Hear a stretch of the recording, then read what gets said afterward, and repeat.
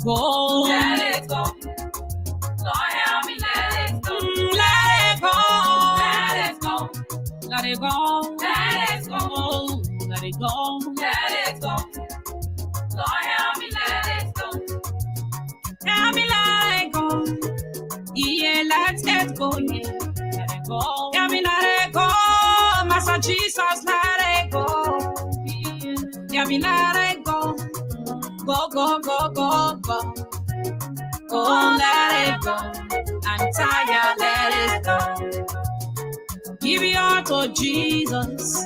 Let him take control. Just sit and watch it. I know it hurts you, and I know it's painful. No way to wait, so you have to let it go. Your best friend is not your secret enemies. Let it go. Your wife is getting married to another man. Your husband are falling in love with another woman. Don't let it bother you. I say let it go. If someone overlook you because you live in zero, if they insult you because you don't have nobody, if you say you will continue to be a zogo, if you say you will continue to be a prostitute, if you say you will continue to be a beggar, you will not marry, you will not bear your own children. If you say your knee is borrow, Sunday go to meeting, mommy can say no, Johnny ginger. Just let it go. Jesus will change your story. Let it go. Let it go. Let it go. Let it go. Oh, let it go. Let it go. Lord, help me let it go. Help me let it go, man.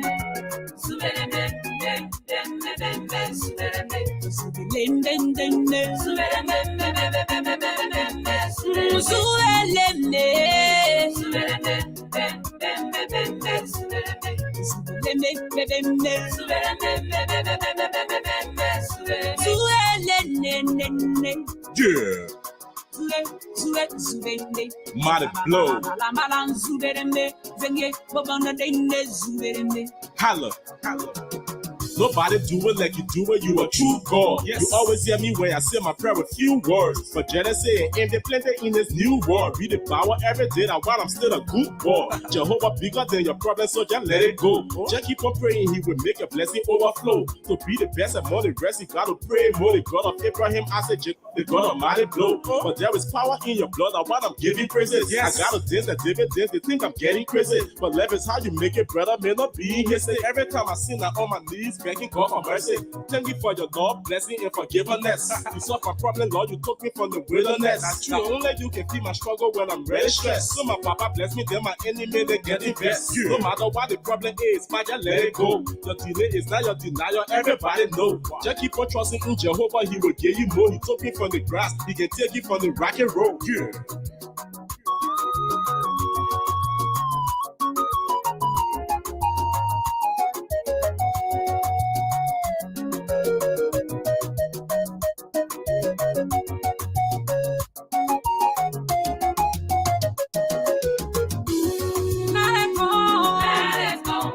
Let it go. Let it go. Oh, let it go. Let it go. Lord, help me let it go. Your people are suffering, lying in the hospital, suffering from all kinds of sickness, Lord. Lord, help them. That sickness that reviving you, I say, let it go.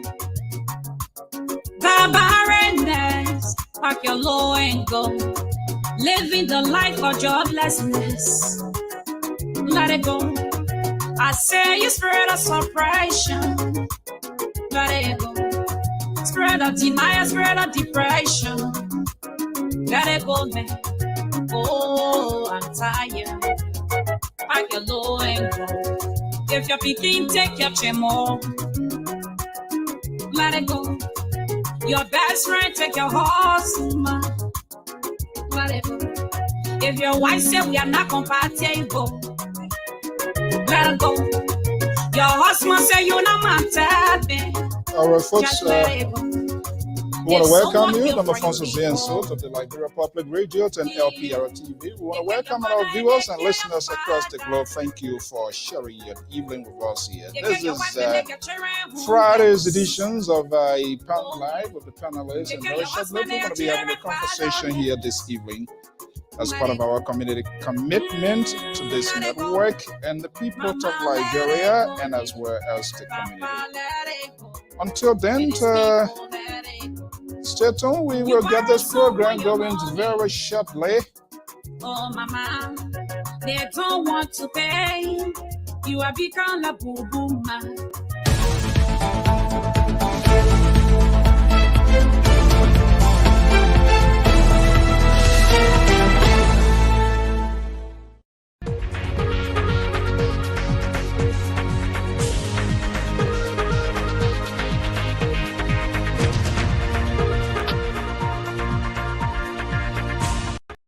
Okay, good evening, folks. We want to welcome our viewers and listeners across the globe. I am Alfonso Zienso of the Liberia Public Radio and LPR-TV. Thank you for sharing your evening. It's actually a wet evening here in the East Coast. That's the beauty of New England. The weather here is just unpredictable. When you think it is all gone, oh, nothing is guaranteed. Well, we are back again here this evening. We're going to be having a wide range of conversations, but we will be looking at the political gaming. Is it a game, or is he finding the political accommodations within the politics of Liberia? As usual, Senator Prince Yomi Johnson, the senior senator who prefer himself as a kingmaker, right? Is in the news, and he's been in the news for quite a while now, so that's quite interesting. So we're going to be having that conversation as well, and many other news making headlines. So we want to welcome you as usual. Your participation is always welcome here. Mr. Bounds, our own contributor, Kotojala to Randolph Keta from the Constitution State. Welcome, that is unfolding. Getting some news from our sister network. Some of the panelists taking off the tie, putting away the microphone. We yet to authenticate this news. It's a Facebook post and release, but we like to verify this information when it comes. I'll reach out to most of them, but I yet to get a confirmation as to what those posts or these release is on their signatures or whatever the situation. No matter what the situation is, we're going to be having that conversation. We are also hearing that Mr. Waterspoon is expected to appear again early April. All of these news and other news making headlines in Liberia. One of our senior contributors is here. OJ is already here, joining us from the liberal state of California. So let's see here and have the conversation going here as well. And the rest of the folks, the link is already out there. So let's see what we can have.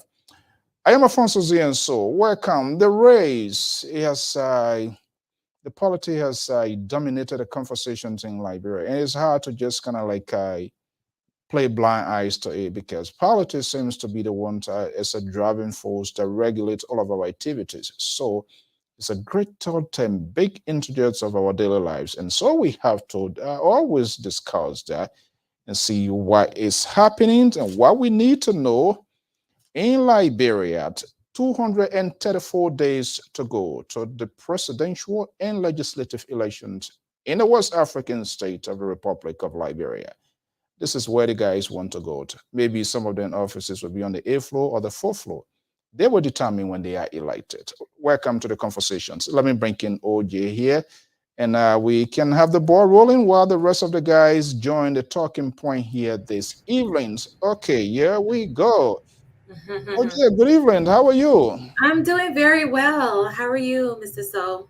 Great, great, great. How is Saxton? I'm in LA. LA. All Yes. right. You know, the liberal is on our side, so it's kind of always used to us. So how things on our end? LA is good. You know, this past 2 weeks has been very busy. We had Grammy weekend, We also had the Super Bowl weekend. So I do media. So Yeah. whenever there is like an event in LA, it's very busy over the Yes, it weekend is. That's for a, media I mean, personnel. naturally, the name itself is a clear interpretation. It's a busy area, and that's Yeah. where all of the big guns, Hollywood, all Hmm. the big names in the media industry. So, what was the event you hosted during the weekend? You said? So for Grammy Weekend, I actually went to an event where they were honoring all the African Grammy nominations. So like Wow. Eddie Fonzo was there. He's a Ugandan artist. There was also this Jamaican guy who was he was a nominee for a Grammy. So it was like a big old industry party. So that was over the weekend. I went there, did some media, and then we had the Super Bowl weekend as well. Even though it was in Arizona, there was a lot of hi, Miss Corto. There was a lot of like events in LA as well. So it was very busy for all the media personnel. Wow. So how these events usually, it's how you really got connected to all of these, I don't know. I don't know how you got this pull out. Yeah, I'm kind of a little bit curious here. Yeah. Yeah. So when I first moved to LA, I was pretty much a freelance media correspondent. So what I Hmm. used to do was I would reach out to like media platforms. I was like, "Hey, I'm a media correspondent. Here's my reel. If you're looking for a correspondent, so I will, initially reach out." And then later on, I just created my own platform. I created Glow Report Media. So whenever there is an event, you can apply for a media pass or a press pass. Wow. And then yeah, so it's typically first come first serve. They also take a look at like how your page is running. If your page aligns with what they're looking for, then they typically grant you a media pass. So it's very Wow. easy to get media passes. Like LPR can definitely get a media pass. You guys are, it's very renowned. You have a lot of followers and things like that. Oh yeah. Hmm. So yeah, but we have the liberal there who is just on the other side of the world. Probably I don't know how we can do it, but we can talk that behind the scene. But it's important. I don't think we should limit ourselves, on it to Liberia. We try as much as possible to create this connection. That's what media is all about, networking, and I Yes. bring people on different people on board to enhance the messagings of the network. I think, okay, that's something we hope to consider. Other than that, how is everything so far here and that? What the guys are coming? And interestingly, there will be another Thai lady Hi, added to Cindy. this network. We try to broaden the scope of this network. So someone great going to be coming to this network. I was really, let me just do a little bit quick housekeeping here. Um, and we're going to get this conversation going. Yeah, it's right away. So you're going to be seeing different stuff here as we try to. How can Sissy came in there? I can't spell the word I'm supposed to spell. I can't spell contributor. Is it Sissy replacing the laborer on this network here? Uh-oh. I don't understand. Something not going right. But none of the analysts here today would have so low class people here so contributed here today. Everybody here, it doesn't matter. Contributor, analyst, and we got to change it. In fact, we And you need. know how the analysts sound real educated, right? OJ, it's an analyst. He say, yeah, but we don't get Right. it. You know what? Okay, so by But popular the demand, KBC people, we need to, we can we jump need to, people clear. this guy, he tries to be the trouble child on this network here now. And when the fire began to blaze, then he pulled back quietly. You Okay, know how so many people came in my inbox for that thing that happened the other night? you met this One of guy had me, a they keep miserable talking on night. my back like It's unbelievable. So say you it's something. Okay, guys. Let me just do some quick housekeeping here. Good evening. Welcome, Madam Cotto, the Balayan, Sissy Goya. Let's do this here. Let's see in here. Sissy say we should modify the thing, and there's no reason for which we can modify because everybody, the work here is amazing. So we need to modify ASAP before some people start filing in protest. People quick to have protestation before Sissy start leading a protest group here on this network. Okay, guys, good evening. How is Sissy? How is everything, man? How's the weather on our side? All of a sudden, we just had a change here. New England here is just crazy. It's been the same the last 2 days. We went from summer-like weather where we were in the 30s and 35. And I know it sounds weird when we say summer-like for 35. I see Yes, OJ. I was like, summer-like weather, 30, 35. That is barbecue weather here in Minnesota. Oh my God, that's too cold. Yesterday and today has been freezing. It's been like just single digits. So today, when I got up this morning, it was 2 degrees to go to work. And then when I was coming back, it warmed up a little bit to about 18, 19 degrees. So it's been a little crazy. And out in Minnesota there, man, I went there the other day. I was just like, let it program get over with it. Let me get Mikey wouldn't even do anything. He was so much just in-house on the cold. I was like, what kind of makeup a New England's kind of cold like this? Oh, that place there is something. Okay, guys. How is everything? Why is Chris Christo? Is he still, what he said, Governor Chris, is he still in New Jersey then? I hardly hear about him these days. I don't know. Yeah. You know, the politicians, yes, it's everywhere. When it comes out of that, by the time you look. No, but Chris Christie is appointed on yeah, he contributed. Is that ABC or ABC? And he probably will be running again this year for the Republican nomination. Wow. Okay. Like I said, that bridge team really silencing. I don't know. Every politicians, there's a shortcoming to politicians, and this is why you got to be very, very, very careful. But I can tell you, in a short while, we will announce another young, smart lady willing to share her expertise. We'll try to make it more proportional, balanced, make all voices heard, and that's the beauty of LPR. No one should be left behind, especially when it comes to discussing Liberia, be it social, political, economic, infrastructure.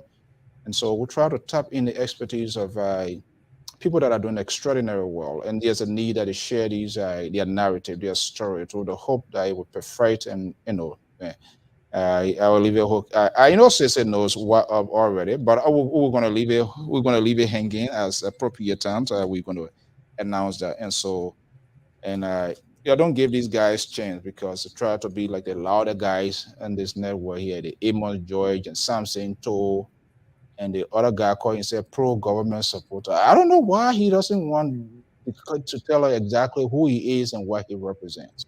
That's the man. Oh, you mean the man I can do the hit and run? No, man, he can call on the phone, then he put me in trouble. He said, "I'm not going to see this," and then he get off the phone and go to a different thing. There you go. Okay. Let's have a conversation yet. A lot is ongoing. I try to verify. News is all about news, things that are happening, right? So I try to verify this news yet regarding our own sister network as well. We are hearing most of the contributors resigned. Have you seen that release, Sissy? No, I seen what amounts to gossip. I haven't seen an official release. Yeah, I reach out to multiple of them now, but I yet to get confirmation. I like to be careful how. Yes, Facebook people do all kinds of things. So, but were they being paid though? Because if it was a paid position, and then now you don't get an income, then yeah, I can see why they leave. But if it was like what we do here, where it is unpaid, then would it really matter if the CEO is no longer on the platform? I don't know. You're taking pay, me, I'm taking pay. Oh, really? And OJ, you getting paid? Oh, that's the party people getting paid on their platform. UP, yeah. You're trying to start trouble on this network. You're getting me into Lions Day. You're trying to drag me into Sissy here this Friday. Today is Friday. TGIF. Thank God it's Friday. Don't do this to me. I beg you. You scared of UP trouble? Yeah, I mean, I don't put me into a situation I can't handle. Yeah. So okay, let's get on the national front. Our guy, your guy, Uruguay, right? That's how they call him, right? Yoruba. Prince Yoruba Johnson. Yeah, there's a big political gaming is ongoing to right now. Having meeting with Koto friend, Ambassador Jose Numa Boyka. Yes. And interestingly, I've been listening to some of the sound by some of the network of that support Ambassador Boyka, which of course they had the right, but the conversation, the language, the tone now is being modified. Those words that were used to give a good descriptions of Prince Johnson, and so one of them said, "In crisis like this, you have to make a political sacrifice." So we don't know, but let's look at the history of this guy here. And I want to start with you here, Koto, um, and we can discuss a wide range of issue here. Um, Ambassador Boyka, is he making a good calculation here? What is going on? But Prince Johnson seems to be what are you serious? But you can't relate this guy. It's hard to put your life to put your hair on the chopping board for him, because when he doesn't get his way, forget it. It's for you today, tomorrow, nothing is guaranteed. What is the conversation you guys that support these people? What are you guys hearing? What are you hearing from your end? What was the basis of the conversation? This seems to be kind of tight-lipped. Well, thank you, Mr. So. I'd like to say hi to you, Mr. So. OJ, been a while. Yeah. And my brother Sissy. And the people of Liberia, to whom we are here to discuss the issues, And, thank you, Mr. So.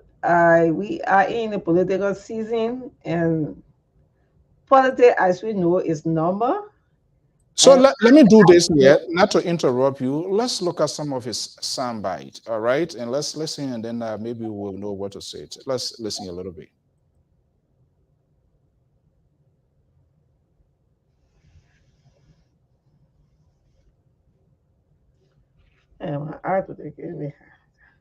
Is it audible? No. Okay, hold on one second. Let's hold on. Let me.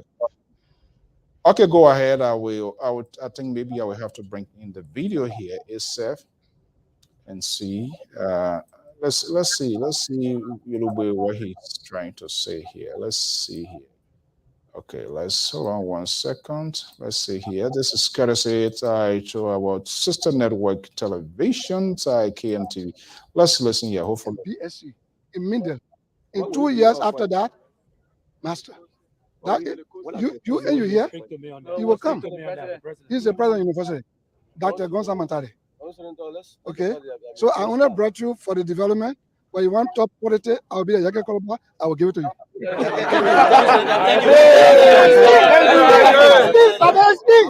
Well, when I was in Nigeria in exile, preparing to come back home, I was contemplating on what to be done.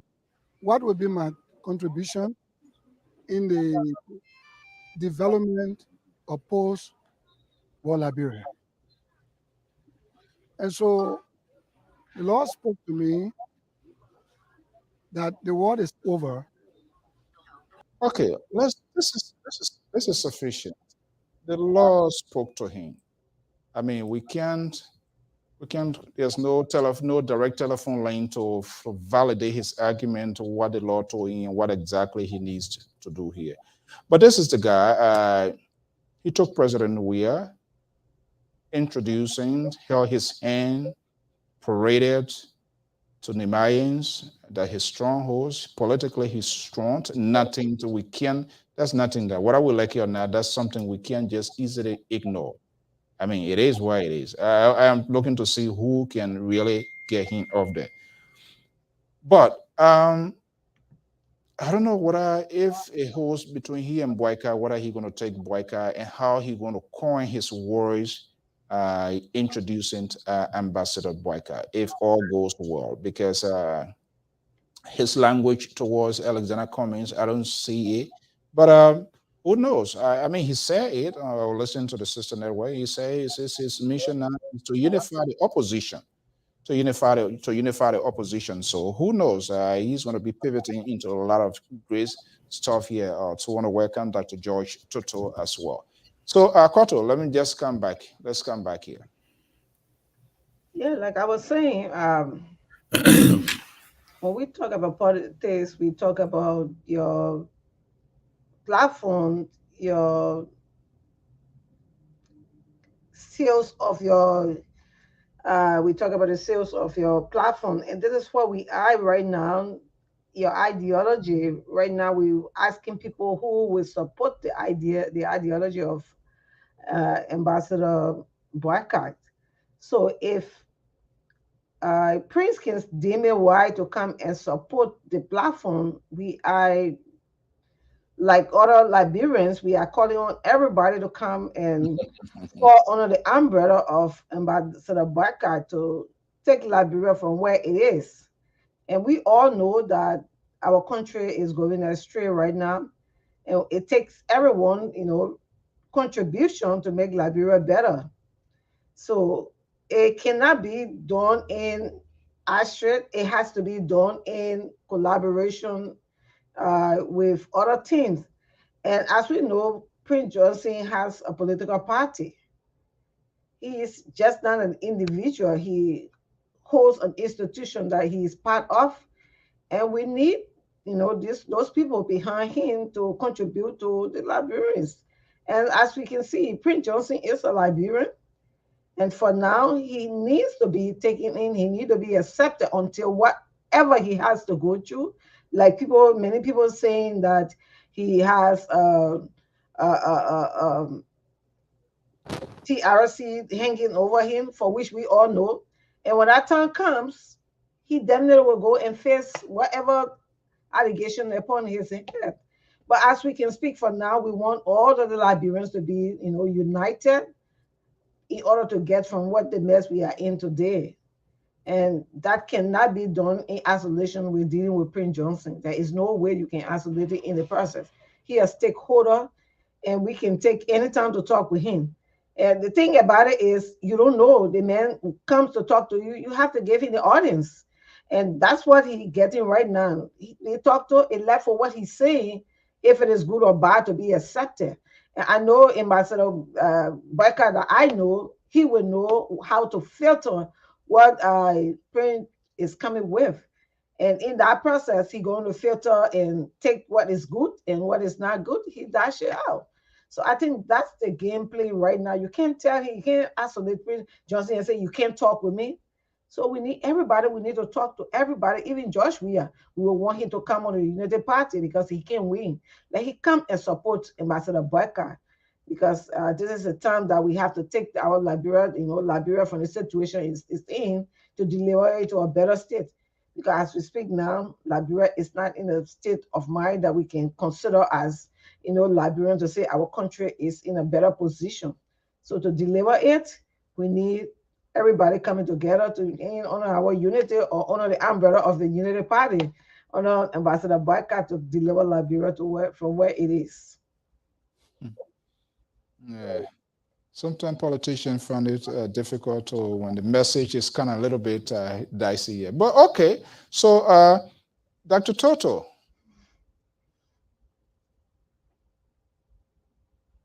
You got to unmute your mic. Yeah, okay.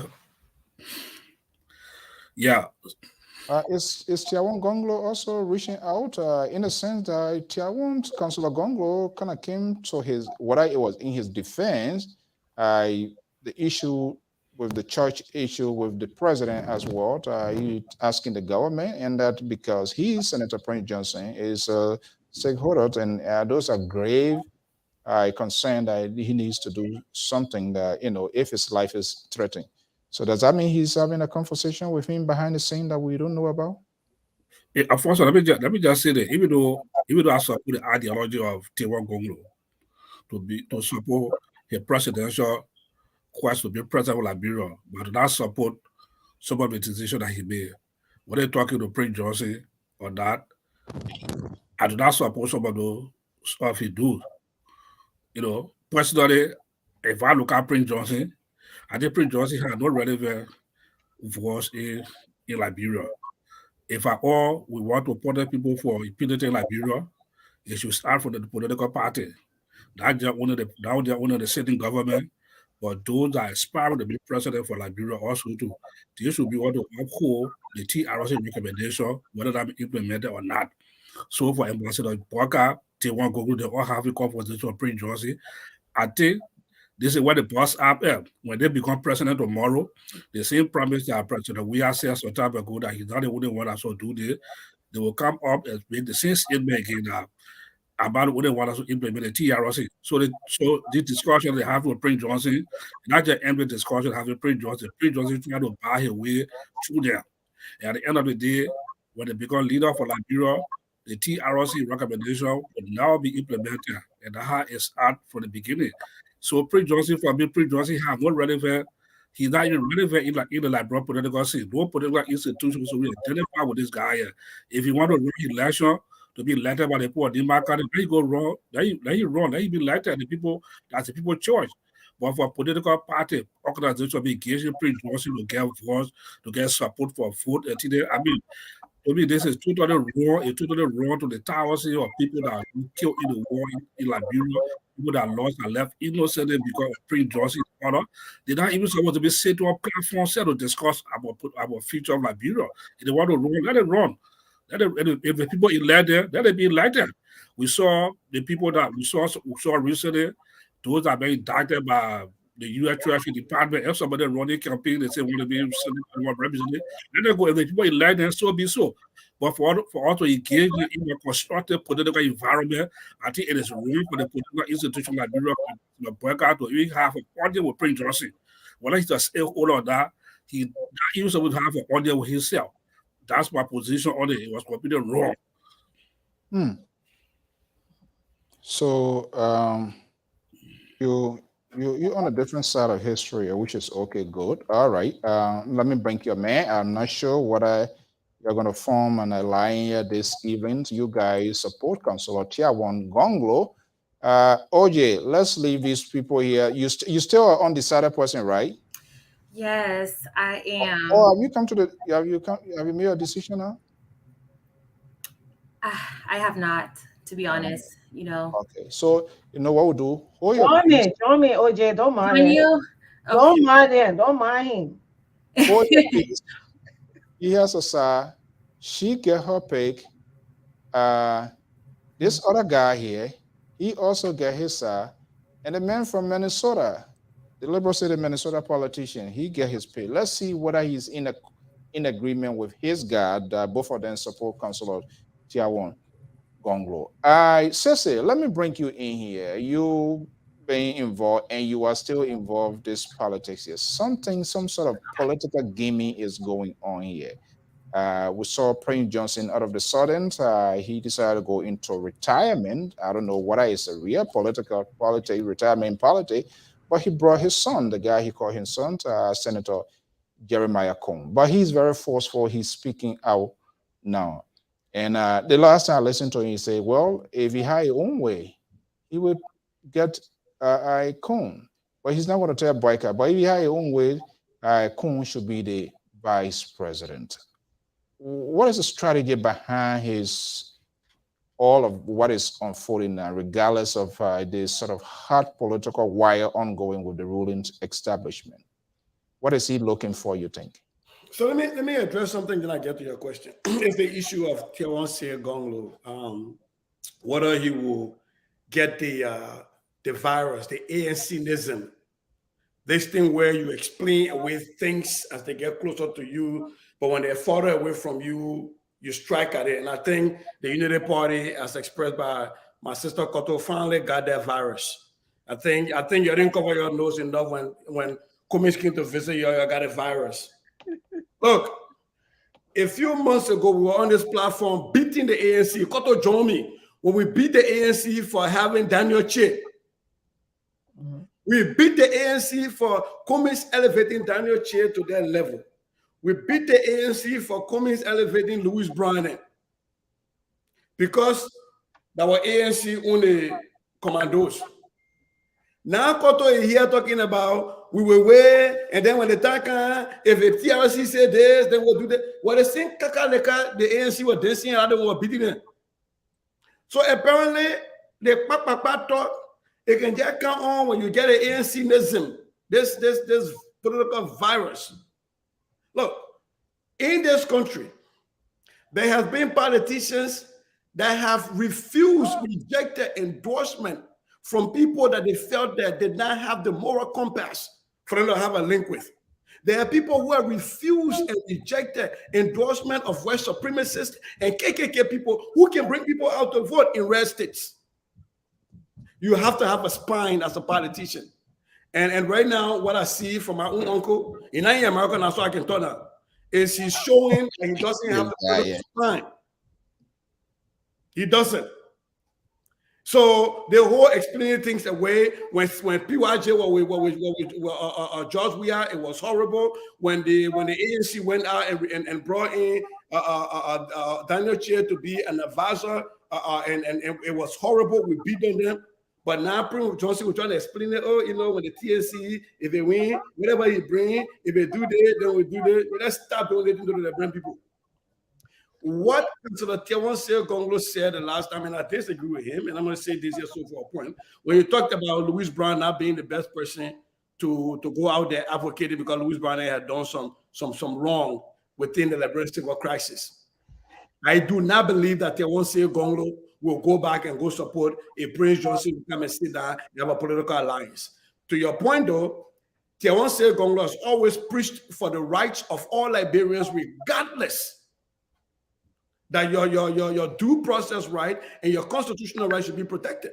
That is the reason the likes of Moba Molu were built out of jail, out of prison, and defended by Tiawan Gonglo. That is the reason a lot of journalists, a lot of people today who bad mouth someone say Gonglo got him out of jail because he still believes that their rights should be protected. So yes, you will talk about Prince Johnson's rights being protected, but I tell you this, the guy I know, they still won't say Gonglo I know. You will not have me coming back on the platform to do the dancing, and my sister Koto trying hard to do here today to kind of justify him bringing somebody like a Prince Johnson to a table and say, yo, you can win election, you got to be married to the quote-unquote devil that was last year, but now apparently we can dance around it. I think it's absurd. I think it's a disrespect to the Liberian people. If we believe that we will bring people on who have been accused of the most culpability in the Liberian Civil War, and said they will support us today, but tomorrow we take them to court and we will prosecute them. That is fallacy. The VP needs to show spine. This is a kissing man. My uncle. Pretend either you kissing man for 1 minute, get some spine, and take some decision. He didn't take that decision when the Unity Party in America was split. When the vice president here in Minnesota was overthrowing the president, he sat on there and allowed that thing to go. Last time I called George Lobo to it, and he danced around it. This is the same lack of political spine. It's almost like we're taking George Weah out, we'll bring the old man in, and he will bring his own Nathaniel Magé, he will bring his own Jefferson Koji. They will not just be Jefferson Koji, it will be different, but they'll do the exact same thing. This is bad for the Liberian body politics. We have to call a spade a spade. We can support people and still disagree with people when they make wrong decisions. Hold on 1 second. Hold on 1 second. Hold on. Yeah. Don't let this guy carry your cholesterol and your pressure. No, hold on. You don't get it straight. Kodro, you are going to be coming to you. Hold on 1 second. All right, I'm going to be coming to you. Okay, OJ is on the pause. Okay, as you know, LPR always like the voice view, so we're going to have some visitor chipping in here. Let him do it. Let him jump part of the conversation here. But let me bring the ANC diehard, Amos George. I'm not sure whether he's going to be a good friend with Joy Toto and Cece Goya here this evening. But I know Amos George is a bullet point guy too. Let me bring in Amos George. Our own man, Prince Kamara, one of our diehard followers, he's here this evening. So let's see here. I don't know which party he's for or which party he supports, but we're asking him. Violence. Damn, that's how you're gonna welcome him to the show, CZ. You're supposed to be a good friend and a brother, man. If you don't know, so say you will know tonight. When you're chatting online and doing stuff, you think say you wait and see Jenna, the alligator, the carrot to eat your own baby. So I can notice that. I'm being ate already. Okay, so Prince, good evening. Welcome sharing the evening with us here. I will be coming to you here. Amos George. Yeah. Well, you having 2A? No, listen to you. You call me. You Oh, okay. anything. But the way you answer, I don't know whether the Sisse Naki to Swatili or whatever. Okay, let's see here. Accountability, there are a lot of things. And I've said this, politicians, Liberian politicians, they are unwilling to take a political risk. I'm seeing most of the other network now, people are reconstructing people's voice, try to modify it, try to put it in the mirror and stuff. Yes. The ambassador, former Vice President Joseph Newman boycott, the bitterness with Prince Johnson and the Unity Party, to see it to be so fast growing like this, that is quite interesting. I want to comments too should not even be off the radar because comment they support his foundation, give good bucks. So I don't know wapina when I don't know. But and what do you make of those conversations? Let me say this. When the ANC named Louis Brown and Daniel Chia on this platform, I say I disagree with the decision that the leader of the ANC took. Cicero Oye, I think Dr. Toto Oye, I said I disagree with it. But I say that's the decision of the party, but personally for me, no. And Madam Koto Oye, bash honorable comments. Louis Brown, where there's no evidence that he ever instructed someone to kill someone, but there have been allegations leveled against him. My brother sister even said something about Daniel Chia. Later when he came back to retire, he said, "Oh no, the story I got about Daniel Chia, he was even placed on a house arrest." But I did not have that information when I was making the comments. Now, that what we call people being sincere, genuine, and honest. I support Mr. Cummings, but I said I disagree with his decision at the time. And I still stand by it. So, for Madam Koto here, to be playing the Kakalika, we all play behind, we play Nafo, we play Blade, then she kind and start playing the Kakalika dance with us. Then I wonder, you got Madam Koto, at least you would have said that decision, even I disagree with my party, then of course, you will give us some room to say, okay. But yeah, now, you talk about inclusiveness of everybody in Liberia. But when Honorable Cummings named Louis Brown, and there was no room for that. There was no room for that. But meeting with Prince Johnson now, that when he's not a player in Liberia, you cannot leave nobody out. This is not the Liberia we want. We want a Liberia that will be able to look at our leader and say, yes, I support you, but this decision, I disagree with you. And these are my reasons. But today, all of you people are not dancing. And then how do we expect to change this country if we cannot look at people that we support to say no, and this decision you took, no, I disagree with you. Even though you're my leader, but I disagree with you. And we should do it in the public, not only behind closed door. I say, yeah, because John is a good man. But I have a problem because I have the people here. A woman in the party wrote a Facebook to overthrow, asking the AFL to overthrow the government. Up to now, Councillor Gonglo had not spoken against that lady. Cesar came on the platform and said, I strongly disagree. Even I called somebody. That the total never say anything. Oh boy. So, what the people you support, when the boy is in your court, then it's okay. But when the other people fought, then that one you want to turn it around.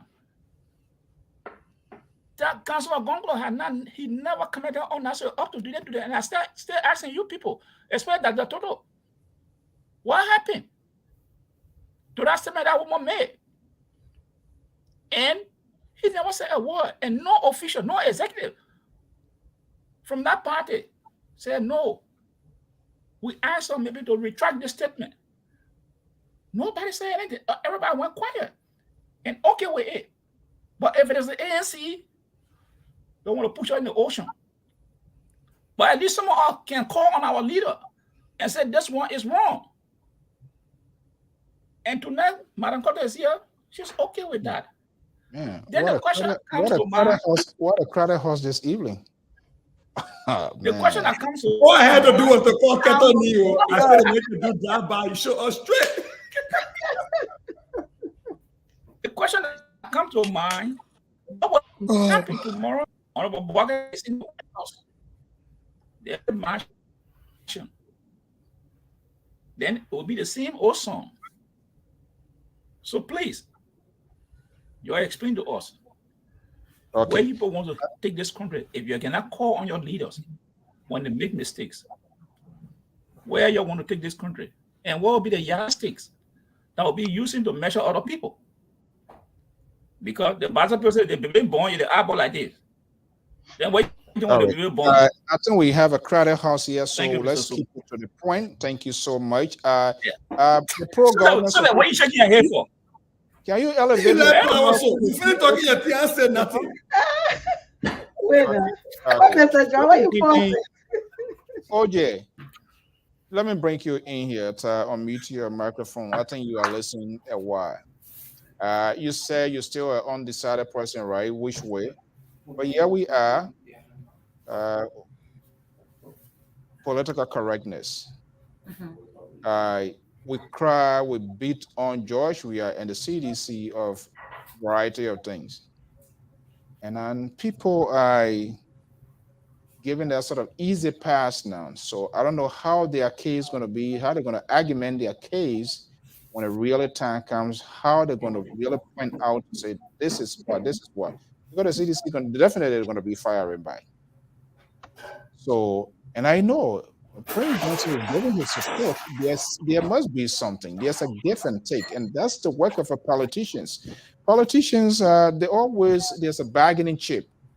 I give you a support. This is what I expect in return. If you want to be friendly with Prince Johnson, Senator Prince Johnson, don't talk anything that has to do with War Crown Code, because he said it's not coming and it's not going to come. With this here, we are heading into election period.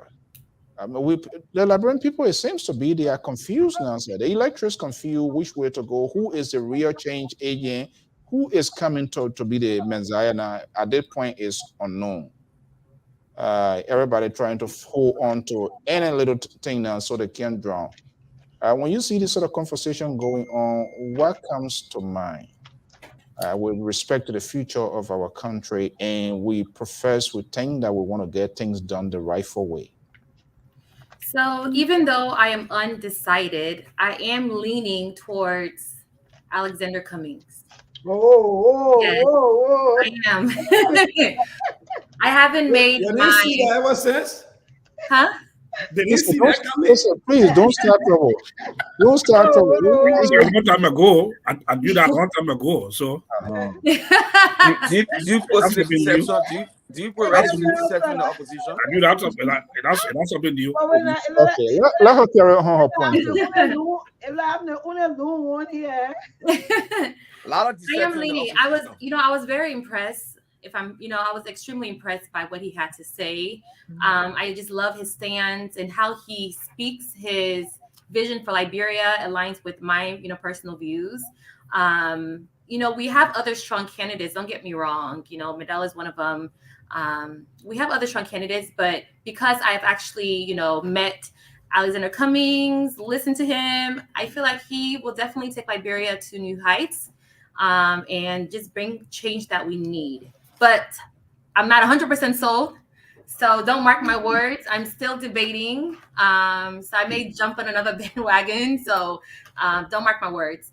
But in terms of Mr. Prince Johnson, I did a little research on him. I'm not the biggest fan of former rebels. And just doing some research, I learned that this gentleman had something to do with the killing of Samuel Doe. And I do believe in reform, but seeing somebody like Senator Prince Johnson, he has no business being in politics to begin with. I know I'm rushing some feathers right now. It's just it's very concerning to see a former rebel who was responsible for killing millions of Liberians. You know, I would have easily been born in Liberia and raised in Liberia, but because of the Civil War, I was born in another country. I had to leave my beloved country and grew up in another country. So I am not a fan of anybody who has something to do with the war. So that's my stance on Mr. Prince Johnson. So when you see the former vice president, before I go to the two gentlemen, when you see the former vice president having politicians' conversations around political issue in line with presidential election, clearly somebody asking someone for support. When you see this happening here, is there any hope in terms of, we want the justice, we want things to change, we want charter different course? But here is the guy now having political conversations. I mean, he's not just going to go speak to Becca and that's all about it. So what should we be concerned with if they are to come to a conclusion to emerge? But he's speaking out. Prince Johnson don't need anything behind the scene anyway. He said he's going to give his support and they're going to do everything to get CDC out. So what do you make of that? You know, we just have to wait and see. I don't know too much about Prince Johnson, so I don't want to, say the wrong thing or, give the wrong opinion. But I'm just going to easily observe and see how they plan to execute taking over CDC. It's going to be interesting to see. Okay. I definitely believe that CDC definitely needs to get out of office. I don't see George Weah again being president for another term. He has run his time, and it's time to move on to a different candidate who can take Liberia to where it needs to be. So if Prince Johnson's the man, which I don't think he is, capable of running out CDC, we'll just have to see. But I hope he's not going to run and take over CDC. Okay. Maybe it's Alexander Cummings. Who knows? Cummings really filtering out here. For California. So our janitor probably has spoken to her. What's happening to say? Okay. Let me bring in Prince. Good evening. Welcome sharing the evening here with us. Good evening, everyone. It is a pleasure to finally be in you guys' company. And I'm looking forward to bringing the heat as usual. I'm normally in the comment section, comment out people, and I'm finally a panelist, so I'm looking forward to for the challenges. Okay, so the man is the president for the National Commenters Association. I agree. Welcome, Prince. That's the strategy. My pleasure. He's trying now to get you in his column. You see that he's making this sort of thing. So let's establish your identity. Have you decided have you made a political pick with respect to what is happening in Liberia, Prince? Just for our audience to know, so that they can also be. Have you decided who you think should be the president of the Republic of Liberia comes 2023? I've been observing the political arena, and I've been a part of it on a certain level, and I got truly really involved during the impeachment process of Councilor Janet during a few years ago. But based on my observation, visiting Liberia 2 years ago, I was actually there for 10 months, about 11 months actually. Wow, that's and I related to the people on ground. So when people sit on social media and just tell us that, we think this candidate is better, you have to relate to the people on ground, which I went there and did. So at this point, it is pretty clear that it is no secret that my support is to President George Weah, which is well deserving. And there's a lot to show for. It is not. I wouldn't say it is 100%, but like he said in his words, we've been doing it and we still got more to do. So I'm looking forward to being a part of the people, the independent-minded people that will be a part of the more to do. And I'm a human rights consultant and advocate, so I'm part of the process. I am one of the people that Prince Johnson's destroy the future. Mr. So knows me. He knows a little about my family background. My dad's a very popular figure in Liberia. He's deceased. So I mean, I'm no kid. I'm just resurfacing back into Liberia affairs, but I'm pretty much cognizant of what's going on. Okay, I'd like to go much deeper because we are also obligated to give our audience, our viewers, a clear sense of our conversation. So entertainment is at a very minimal scale on this network here. This guy from Connecticut, from Constitution, say he came here, attached a nomenclature pro-government GOL supporter. Is he a sedition? He's not a sedition. He has a right to revolt, empty, or so. Are you a sympathizer, or are you a kind of person of his type pro-government supporter, or are you a sedition? I am not a sedition. I believe in bipartisan politics. I believe in doing the right thing. I mean, like I said, I will pledge my support to President Weah. And as far as on the senatorial level and the representative level, I've had my eyes on a few people already and some new people. We've definitely got to reshuffle the house. And, there's a lot of pagayers in there. So we definitely got to get our acts right. It is the first branch of government, and based on the Constitution of Liberia, it is a direct representation of the people. So that should be the area of focus on moving forward or improving the life and the situation in our country. Wharton Ketter, I saw you cheering like a grand finale of the World Cup is being won. Before Wharton says something, can we agree that Wharton will not speak today and run away and go? They hit and run, got to stop today. I'm yet to stay. Now, Wharton, you have some help because I've heard you're a constitutionalist and I'm a nationalist. I'm a realist as well. So, I mean, I'm very vocal, and this should be fun and entertaining. I expected somebody here to take on the challenges, as you know, from the ANC, but he's not here. So maybe I'll catch him another day. You got one sitting next to you. Who is that person? Pop George. Pop George is starting to have a reawakening, so he's more on the we want to do the right thing. So we got to push Mr. Cummings to do the right thing.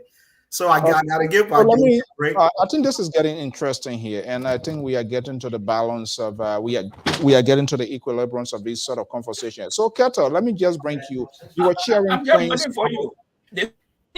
You are human rights activist. Hey, Papi, you are human rights activist. Mr. Come in 1 second, guys. I'm sorry for walking out. Yes, Pop George. Yes, I am. I'm a human rights consultant. Yeah, let's very vocal in the political scene. Yeah, let me go to Mr. George. Okay. Yeah, let's. I just want to make sure I heard. It's not my time. Yes, I think I said it's not my time. Yeah. Oh yeah, I'm looking forward to the exchange because I have records on you guys, playing with Prince Johnson and stuff like that. So I'm looking forward to to those challenges. Oh boy. Wharton Ketter. I'm here. Very long. A little Prince has made a night tonight, right? Oh my God, you don't even know. Oh boy. Welcome, Prince. Welcome, Prince. Thank you. The pleasure is all mine. I was the lone soldier around here, and they used to gang on me with the exception of my own brother, Cisse, who gave me a little text that I stay in your corner here, so I understand what's going on. But yeah, happy to be back. I'm here to stay tonight. And have a fruitful discussion on Liberia. You asked a general question about Prince Johnson. Somebody gets something on. I'm getting a feedback. Is anybody monitoring, listening to something? Maybe you want to. Okay, go ahead. Yeah. So you introduced the whole topic with Prince Johnson, the Unity Party. I said on this show before. Okay. So and the rest of the panelists here. 1 second here. Can everybody else just mute themselves as the background stuff? Somebody. I don't know. Let's just mute ourselves. Yeah. Somebody mute that, please.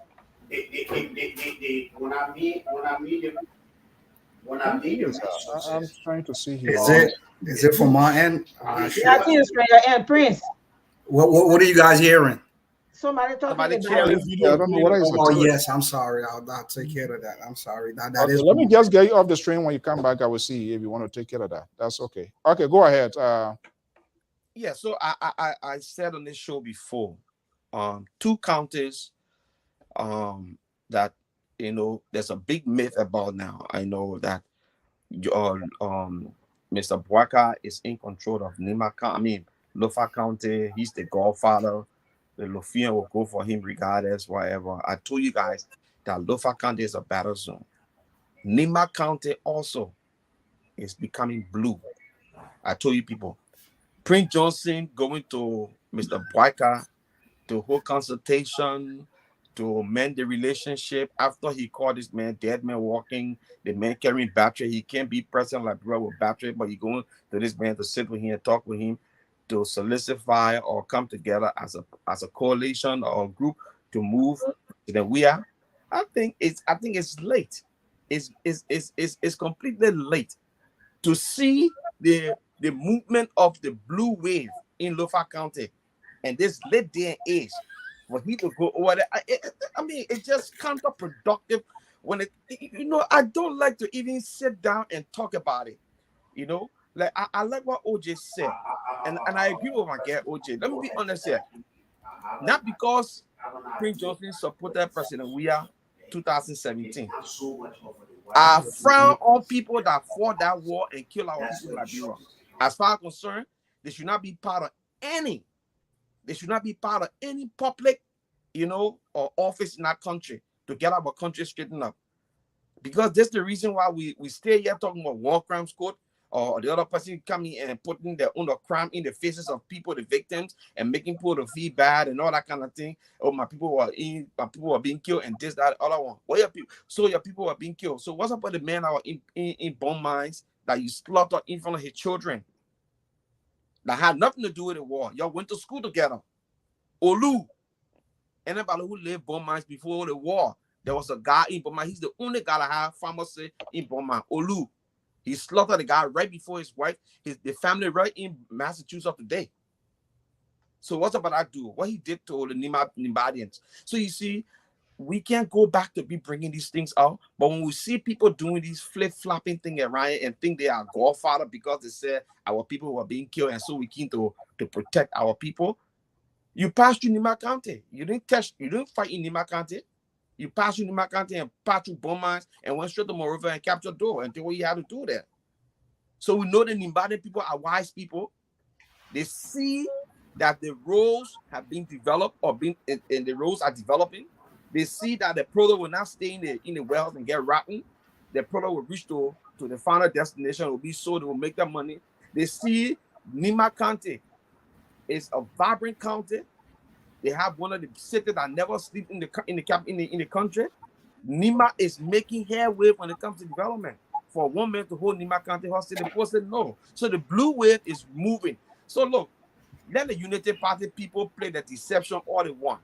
Yesterday, Prince Johnson was on Jowia's side. You're putting in the air that he should go for a war crime. As a matter of fact, let me inform this network. It was the Unity Party that wrote somebody, a lobbyist in Washington, to put Prince Johnson and other people on sanction. There's a guy, I think I called the guy name on this show before. The guy, they formed this group is a auxiliary of Unity Party. They got a group called the Renaissance Group, headed by what his name? George. Somebody can call his name about. I forgot the last. Wisner. Yes.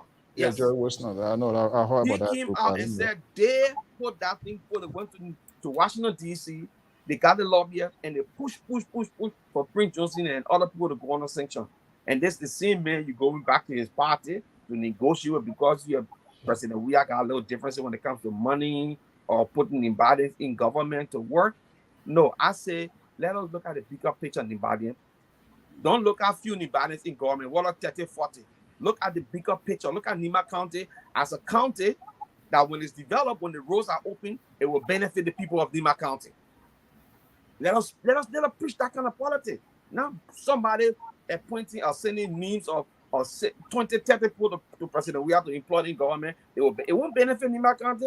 The money will go quickly quickly here, you know, we are in a huge number. Right? So we gotta speak strictly to the point, at least 1 minute to condense what our argument here. So do you see the actions of whatever Unity Party is doing now? Who does it benefit? Is it? Well, Unity Party is doing it to our own detriment because Prince Johnson is an entity as far as concerned in Nima County. Before then or now? Now, the blue wave is moving. Brother, Okay. you can see I got to bring glasses. Yeah, all right. I think there were two barrage came to Koto here. Let's give her the chance so that Koto. Okay. Let me just make a point of correction. George Wilson not for Unity Party, he for ANC. No. George Wilson just started to give his support to Alexander Kumi. He was with Unity As far as Party. we say, we know he's an ANC. Right? Don't believe he's ANC. When he made that statement, he powered ANC man. ANC statement. Okay. Yeah. So, is Mr. Toto an ANC? Are you from the ANC? Mr. Toto, don't make no excuse for Joe. I support the ticket of Tiwa Gonglo. Okay, guys. Okay, so you and Susie are playing devil advocates here because y'all still need a collaboration. So y'all different. I'm an LPP man. Okay, guys. Let's get back to baseline. Koto. Yeah, I want to thank you guys so much for expressing your feeling, and that's what politics is all about. Whatever you see as an aid, to the next man, express it. But I think, you guys are missing something here. You guys are making comparison. Right now, the man took his time. It was now Ambassador Barker who told him that he wanted to talk with him. It was Prince Johnson who took the time to go to see Barker. And in this case, you cannot tell the man, I don't want to speak to you. And there is no way, if it is me, I would tell Prince Johnson, I don't want to talk to you. There is no way. You wanted to be a president. Then the people that you want to serve and pushing them away, there is no way you can do that. And I'm in support of the TRC, the war crime court. Why would I say I would support somebody to say they would not implement the war crime court? I am totally against that. But in this case, you gotta get it wrong. With the case of ANC, you want to compare with the Unity Party. ANC have these people have come under the ANC and in fact were on the campaign team of the ANC. So otherwise, it's not with Unity Party. Prince Johnson only asked for a talk with the ambassador. So you guys misconstruing the whole thing, okay? So you can't stop the man from talking. What we will be waiting to hear is what was the discussion, what was acceptable and what was not acceptable. Then, of course, then I will come up with a contention as to what Barker is accepting that is not with what that I don't want. But up to date, we do not know what the discussion was, and it is a closed door discussion. I'm not coming to say in a blank space. I just conclude on a blank space. Then we're supposed to talk with even George Weah. We can still talk with George Weah. That's what I'm still saying. We can talk to everybody across the Liberia. Once it comes to coming to peace and have Liberia in a better state. So you can say we can't talk to people. We'll talk to them. It's only what they want. We will decide what we want to be done. And if I am in, and I know the ambassador, I know will not sit there and Prince Johnson dictate to him. I will be one of those that will see coming out and say, hey, he accept certain things from Prince Johnson. I will tell you guys, I don't buy, but I'm not looking for a job. I'm not one of those who want to go to Liberia and go be minister or anything. None. I stay in Ellen Johnson. I support her. I never work with Ellen Johnson government. The whole while I stay there. So there is no way that I'll be here now. I even get a job and finish doing it, then I go run for a ministerial job. But this is the case. If he goes against us to say he accepted Prince Johnson coming with suggestion and he goes by Prince Johnson's suggestion, I would be against it thoroughly. But to talk with Prince Johnson, he needs to talk with everybody across Liberia. You cannot sanction him. You cannot stop him from talking with Prince Johnson. I personally cannot stop Ambassador Barker from talking with Prince Johnson. So you guys get a whole story wrong. Let's wait and see what is the discussion. You can't stop him. Okay. All right. When he become leader, is he going to stop talking to other people because he just don't want to talk with them? When the time comes, decision to be taken, yes, there is a decision. I take the decision and go by it. But for Right. now, you can't stop. Let's spin the ball. I'm having a swollen hair right now. It's like you put like a flour yeast store. Sissy, I see that from Future Expressions, Amos Joy, Prince, Dr. Toto. I don't know.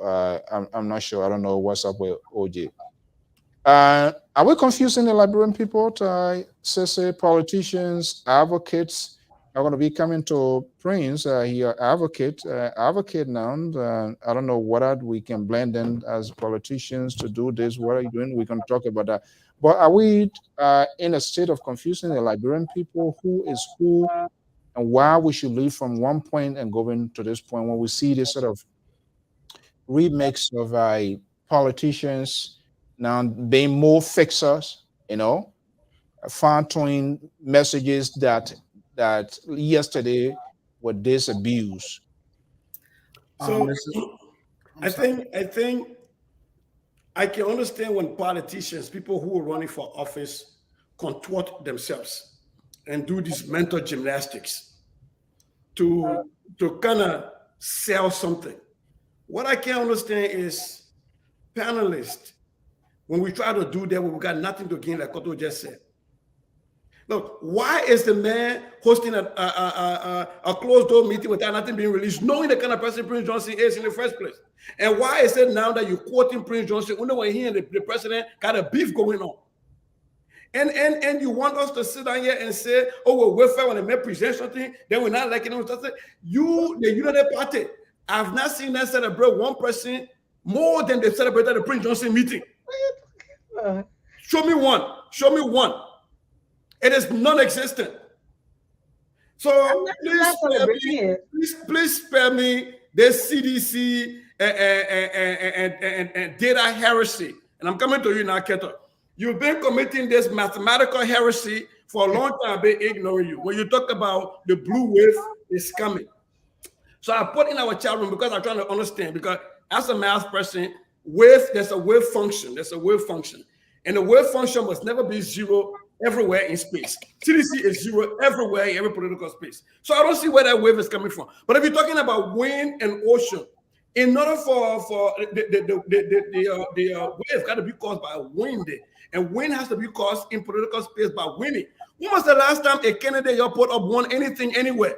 Nowhere. I mean, special election, by-election, where? Nowhere. You're trying to claim Lofa Kante when the man who won Lofa Kante had to win as an independent before he can over to you. I'm breaking you about, you're start betting you about. Yeah, you don't have any wave. I know sometimes we can ally with Christians because we walk by faith, so we put stuff in the ethos and say by faith. By faith, I will be a billionaire, and I don't play the lottery, and I don't improve my lot and say I will win it. That's why my brother kept on here. But I am more disappointed in my sister Makoto tonight for the really dance she's doing. I am disappointed in my disappointment. He has to show some spine, and as of now, he has not shown that he got one political spine. He buying Luft in Lebron, so I can talk about it with him. I won't talk about it because I'm my uncle. So that means you gotta have some spine either. You can't shelter. Prince, you never been to Fakade for a long time. I still want to go. No, I actually went there for my in 2020. I actually visited Lofa for the first time in my entire life. I was there for a month. Guys, let's get to the issue here. Yeah, that become your also the question they asked. I think politicians and non-politicians, we are very confusing the Liberian people. In terms of where to really live.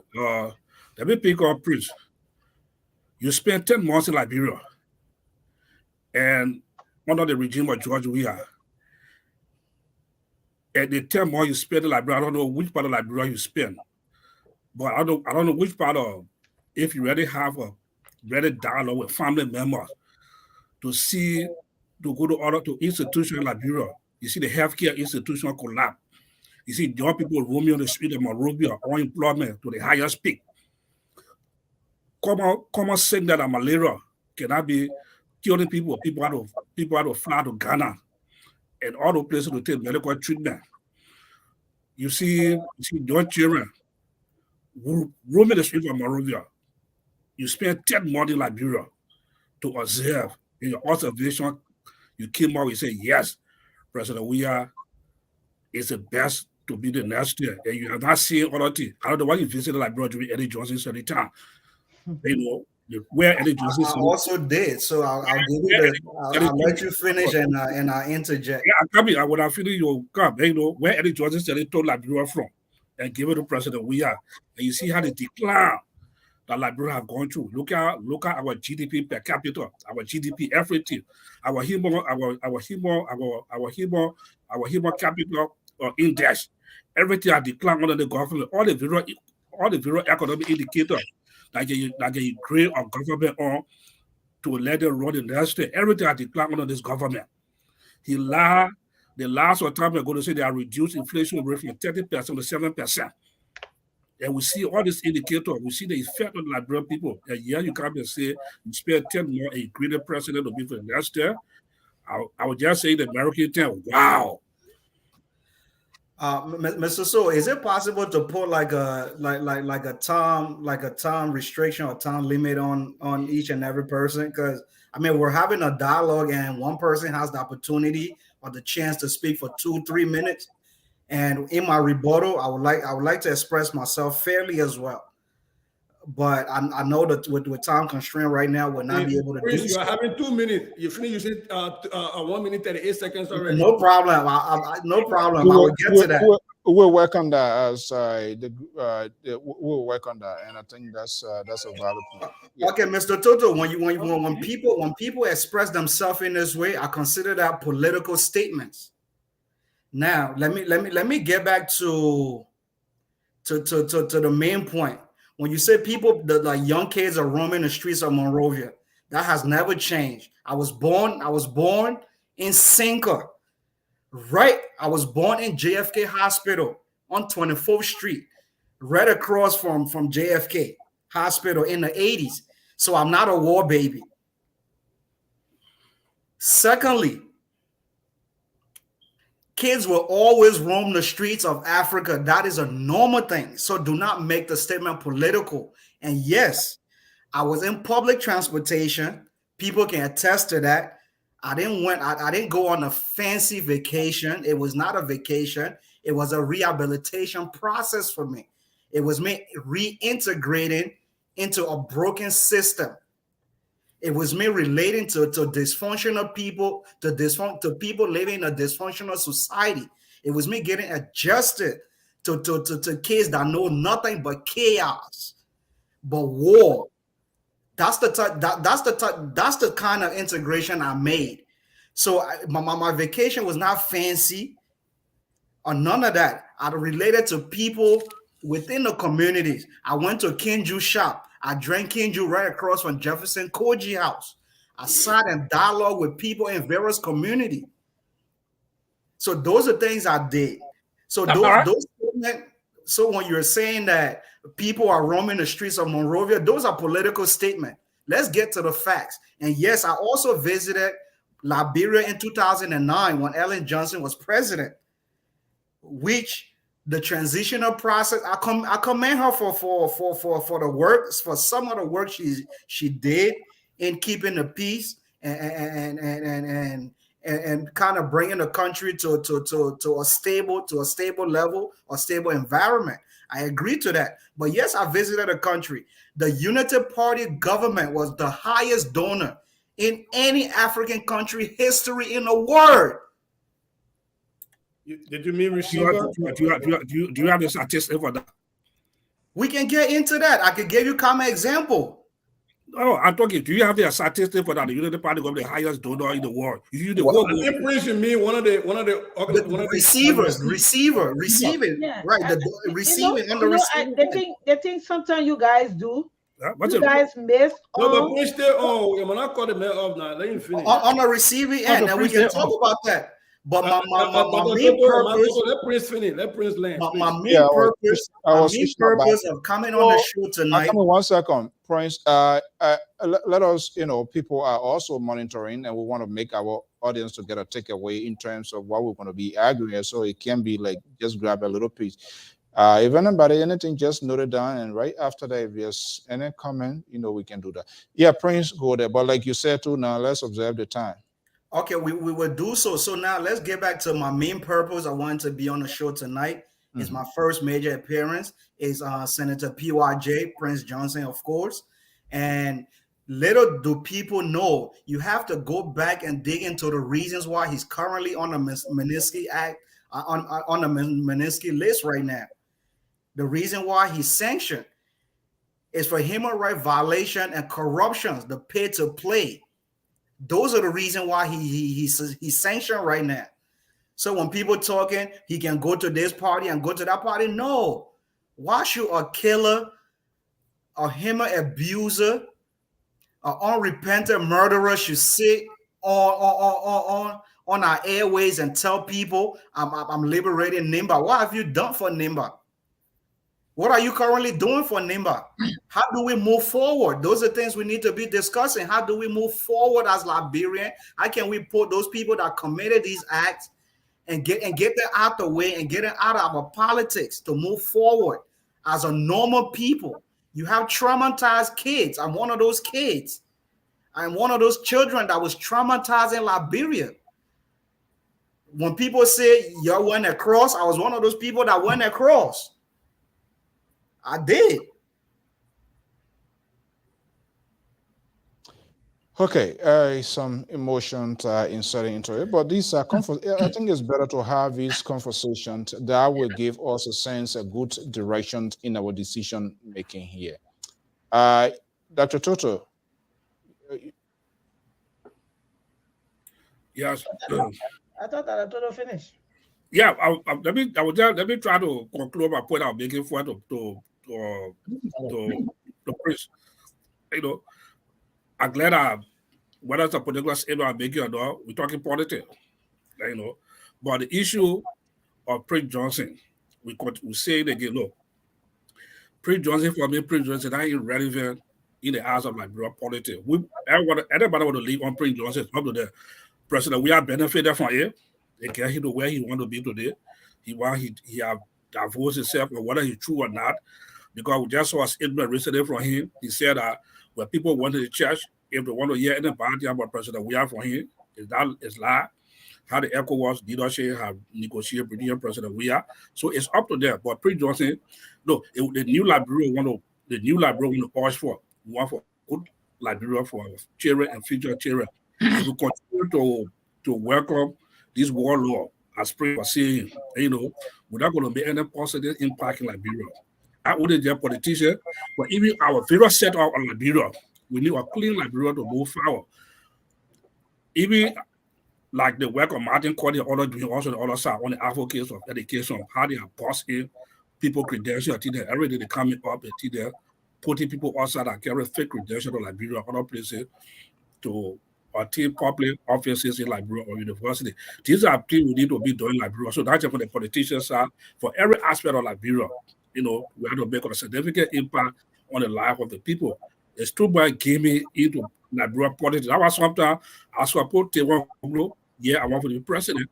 But when it comes to some of the things he has stood, some of the people he has stood himself with also to, it make us to want to step back to. When Taro Kwangba made that statement about President Weah and his wealth, since then we came on it. With the particular statement, and I personally went after Otaro Kwangba, also I post that. So like George was saying, we didn't just say the lie to go on the road for us. I will just stop there for that to allow other people the opportunity to talk. Okay. Amos George. Mr. George, are you there? Yeah, look, let me say this. Yeah, can you hear me? Before you come to your point, it's becoming very difficult now. Who can really stand in the gap? Who can really stand in the gap for the people of Liberia and to be the real change agent? Because we frowned on the president, the CDC government on numerous fronts on different things. And we've seen these sort of political accommodation. The other people that live in here, they come in and say, okay, we were on our side, that was okay. So they come on the side, we should embrace them.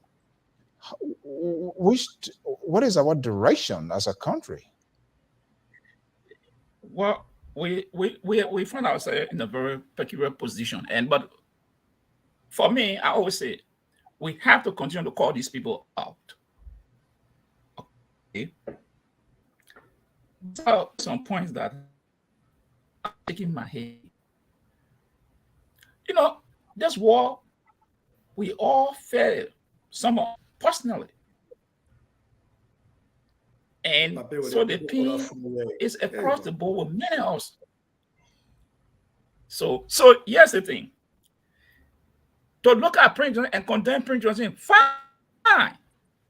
But man, you support was in bed with this man politically, brought him to power. You had no problem with that. There are people who are in Georgia government who fully participated in the war. And why people can't call those people out? There are right now people in Georgia office that fully participated in the war. Not to cut you off, by George. If this is the trick for tag politics, we're gonna keep playing. Then Liberia is not gonna get nowhere. Let's do it one at a time. Hold on. You cannot have it both ways. When this person in your corner, they are okay. When they leave your corner, then that's when you go after them. And this is why you're doing it. 2017, when George Weah, none of you call him warlord. You didn't see anything wrong with it. He got the power all along. George Weah called him my power. Nobody said I'm not a Sidician, so you do not contradict yourself. Hold on, guys. Listen, let's do it. You support the government. You support the government. You came here to defend the government. You came here to promote the policy. So don't tell me say you're not a sedition. I'm not holding because you're no, Mr. So. No, listen. George would not misquote me or lure people into believing what I'm saying. What we're doing here. I did not come on this platform saying I'm promoting a government agenda. I said I was a human rights consultant and advocate, which is supporting the re-election of President Weah, and we need to clean up the first branch of the government, which is the legislature. That's what I said. Listen, Mr. this is Prince, what you can't have it both. You came here, you say you support George Weah re-election, you support George Weah. So let's do this. Listen, guys. Let's do it this way. We shouldn't be like those other people here. When your colleague is come in, Mr. Joy. When your colleague making his or her point, please hold your peace. If there's anything that's been mentioned that you think you've been misquoted, we will give you the fair share to straighten that. You know, we don't want to be interrupted. And I sincerely do apologize. Yeah, no, that's okay. So yeah, Mr. Joy, carry on. Yes. If anybody come on this platform and you say you support Tier 1 conclude policy, and you expect me not to ask you a thing about Tier 1 conclude, then you are in the false world. When you come on the program, when Kete comes here and says he supports George Weah, he doesn't have to be a member of the CDC. He supports the ideologies and policy of that government. So I have all right to question him. How did he arrive there? And so, Mr. Kamal, if you come here and say, oh, yeah, Joe, we are doing great thing, and you don't want me, you go after Prince Johnson, and you don't want me, this government is supporting. What is happening there? You don't want me to ask you? No. Unexplained death. Or not George Weah. Have you ever asked that those innocent people that die in Liberia? Have you ever asked a government that you support? What is happening to those people? What investigation? Okay. All right. The question. So if you come on the platform, if you get thin skin, then why don't come? Well, no, I don't think. Let's get to the issue now. I mean, you're getting emotional. I think maybe. No, I'm not getting emotional. Oh, man, you don't want to get emotional because you don't want to talk on me. You spoke here. I didn't say a word to you. I just started asking one or two questions. You start getting. No. So let's say this. I always say. Prince, yeah, man. So let me say this. We'll continue to ask these people to question them. If Joe Ware is doing the right thing, fine to you, that's fine. Mr. Keda can come. Today, we can get sense of result. Today, biometric was again 0. And these are the things that are happening in Liberia. For Keda, then, it's perfect. Okay. But let me just close on the note. Madam Koto, oh boy. The last time you were here, you said that Omer Boaga came to visit. But I heard on VOA from Omer Boaga, he said that he came here to do medical checkup. And this is the secret that you people have. When we were asking you on the platform, you said no. He just to do a visit and go back. When James Potter, he was on James Potter on video the other day, he said, I came here to do my checkup. But again, you people will hide all these things. This is not a country we want.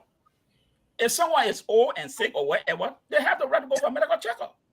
There's nothing telling the Liberian people that he came here for a medical checkup. But you people try to play the calculator again. Until when I heard the old man on video the other day, then I said, well, how can the old man came for a medical checkup? But they say, no, he just came for a visit. So please, let us be sincere to the Liberian people. You start dancing. So, Joe Biden went to read day before yesterday. They told us what everything Joe Biden went to do there. They didn't sweep it under the raw. Karine Jean-Pierre did not say, oh no, we don't know what it is. Let me just close on it because let me just close. So let me just close on the note. And I got to run somewhere quick. But Mr. Prince Kamara, I'm closing now because I got to go somewhere. How you going to shoot? How you going to shoot and run? No, you're running, Mr. George. You leave my comments all the time. Do not run. I want to give you a good 1 minute of your time on this platform. We don't get that start. We don't get that start. We don't get that to do. Prince, hold on. Don't carry your pressure. You too young. You got no pressure, so don't carry up. You got no cholesterol. You got no pressure. I'm making a statement. I said, Prince, come back here the next time. When you coming back here, please come back so we can debate this policy about your government that you support. Maybe I'll run it somewhere for 15 minutes. If I show still, I will come back to this and I will be monitoring you in my car. So, yeah, you decide to fire a rocket. People trying to find shelter now to see. Then you want to be airlifted, my right? nephew said, will take the metal from there. For that reason, today will not be related. We'll be related tomorrow. Okay. Okay. All right. Thank you so much. Mr. Kamara, please come back. You know, I grew up in Fiamma. I was born in Fiamma. Come back. Wow. Mr. Kamara, so you were born next door to me. I was born in Bapler Hill. So you weren't born far from me. I was born in Bapler Hill. I think what is playing out here, everyone is doing everything possibly they can to protect their own little alligator. Alligator, you don't ride a bike of an alligator. He who rides the bike of the alligator eventually goes into the belly. Yeah. And everybody protecting their own alligator here. So let me ask this question here because we are already running out of time. Within the opposition column, there are a variety of institutions, individuals, people that are going to be contesting. With this now, who is better or best positioned? Because it's like there's like a turning in a watering jar right now. By the time you go load the unexpected is taking place on a daily basis. Who is properly positioned? To get a clear-cut message? Who is willing to take this political risk? I don't care what happens. It can cost me a vote. I shouldn't be a president of the Republic of Liberia, but I'm going to stand my ground. Who is really doing that now? Well, the question is posed to who? Anybody? Yeah, let's spin it. So you can't even ask the question to the opposition quarter there. Like the CC, you will tell you say the broom man. When you go to Kotos, you will tell you say Mr. Boaga. When you go to Toto, can't leave me alone. Just your own. She will also the broom man. But this is the thing. Look. When you have somebody who is doing exactly what the people need in the country, there's no competition. There's no competition. So when I come here and my brother Toto trying to question Prince about his stay in Liberia and where he went, who are the people he hung out with, and all that kind of stuff. Irrelative. Because let me tell you something. Just how your opposition people can be crying, saying people dropping dead in the street, the country poor, they place this, they place that. When we go there, I was just there in May of last year. I spent 3 weeks in Liberia. The amount of people that I hung out with, the people that I saw, they're not the people you people be talking about.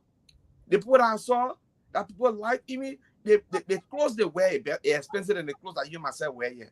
The people go to you on the neck. You cannot afford it because we gotta pay all our mortgage and our stuff. The poor eat, the poor drink more than even you and myself, yeah. The poor hang out almost 24/7. The necklace open, the dead enjoying themselves. When we come on Facebook, the opposition say the poor dropping dead in the street. I will not, sometimes I sit down and wonder why you guys just exacerbate the whole situation. I understand the country is poor, they're walking, but Liberia was never a very rich country that the employment rate was high in Liberia. They walk drop the employment rate. After the war, the post-war continue to drop the employment rate. Eddie Johnson said, the employment rate went up. Joseph Boaka, Chowiyaki, he dropped. No, it's not being like that. So why you go act like we for someone else? Let me move to a different person. Sissy, who are we turning to? So just 1 second quick, then I'll pivot to that. I wanted to name something here. When we discuss these war issues and an issue of our Liberian civil past, it affects different people differently. I learned that from the last time when the Liberal and I had an exchange on this platform about the coup and the war. So my brother Prince Kamara, I heard the pain in your voice, and I know there's a lot of people watching us. That when we talk about these war issues, we got to be mindful that it affects people differently. It might conjure history, it might conjure trauma, it might conjure a lot of stuff. So I just wanted to name it out there. My brother, I heard the pain in your voice. I deeply empathize.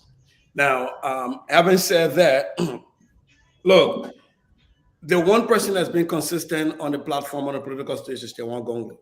We don't have scandals. We don't deal with scandals. We deal with the issues.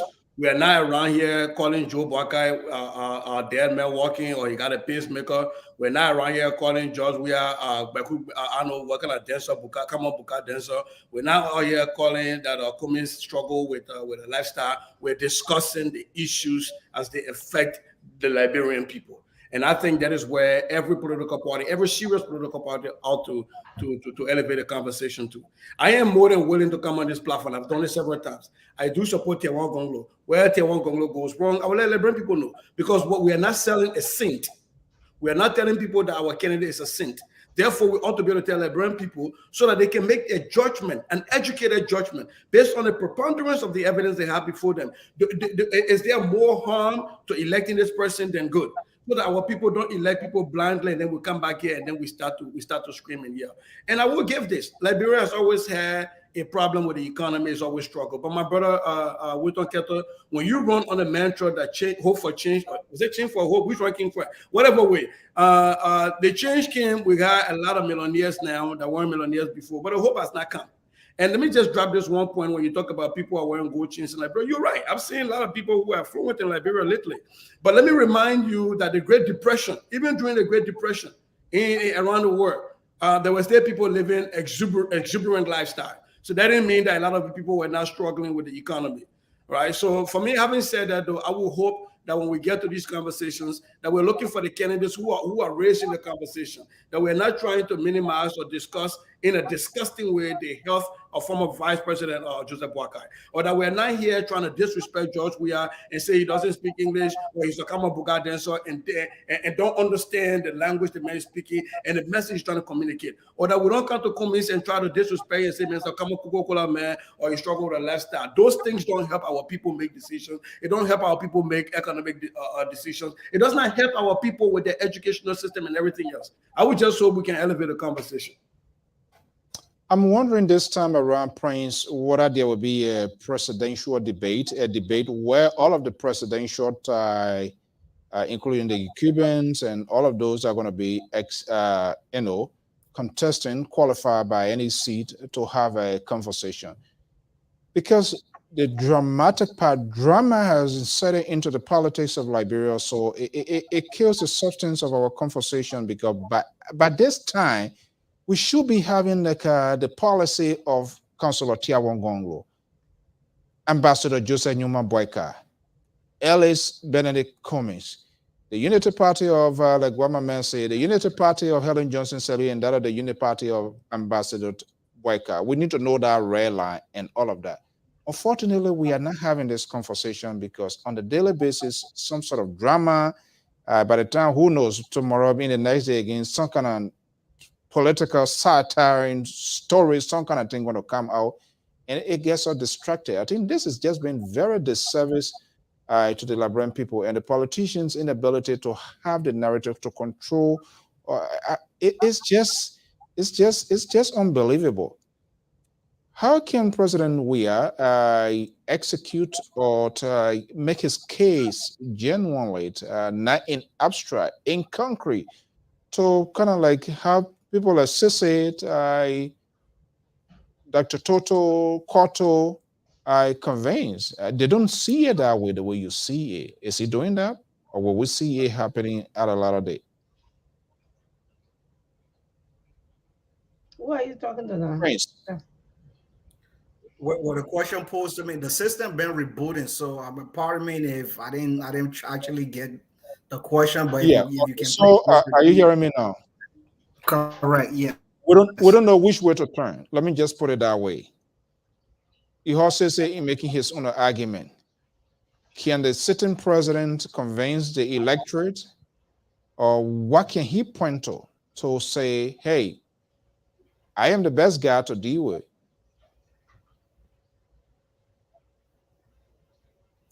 And I appreciate that question, but before I answer your question, I would just like to go back to what Mr. Wilton said regarding Mr. Toto question. Now, my man, if you give me the man phone, they make me transfer to ANC. Relatively. Right. So going back to that, Mr. Wilton said it was not relative, but to me, I find it very relative. It's important. So, Mr. Toto, going back to that question, I hanged out with from the personal aide of the president to your typical clothes washer. Got us involved. Yeah. I said it was relative. I didn't say it was not. In the neighborhood.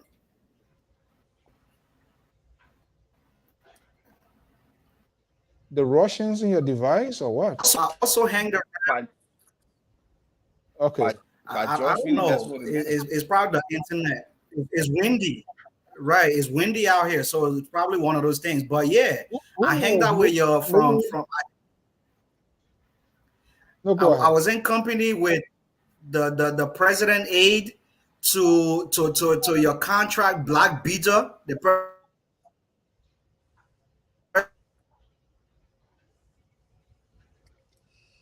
All right.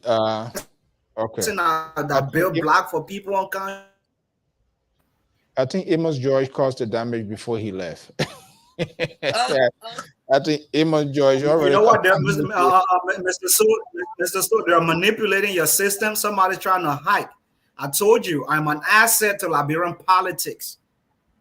So somebody's trying to hack your system. I'm an asset to Liberian politics and the whole structure in general. But in that case, going forward, let CDC pay more money to show people on the platform. Because the men they come in hack the system now. That pay to play. So I think I should be the one. I'm not sure whether you should be the one to be. I think it should be coming from me, not you. Or I think the CDC should pay more money, followed by the ANC, followed by Unity Party. Then T1 people win their money so we can get on free. No problem. We'll stay together. Y'all got money. Y'all got money, CZ. I met your party Oh boy. Yeah. So let me check in for him. You know the question. Yeah. No. You can't check me for him. I told you, I met him in Northeast Philadelphia.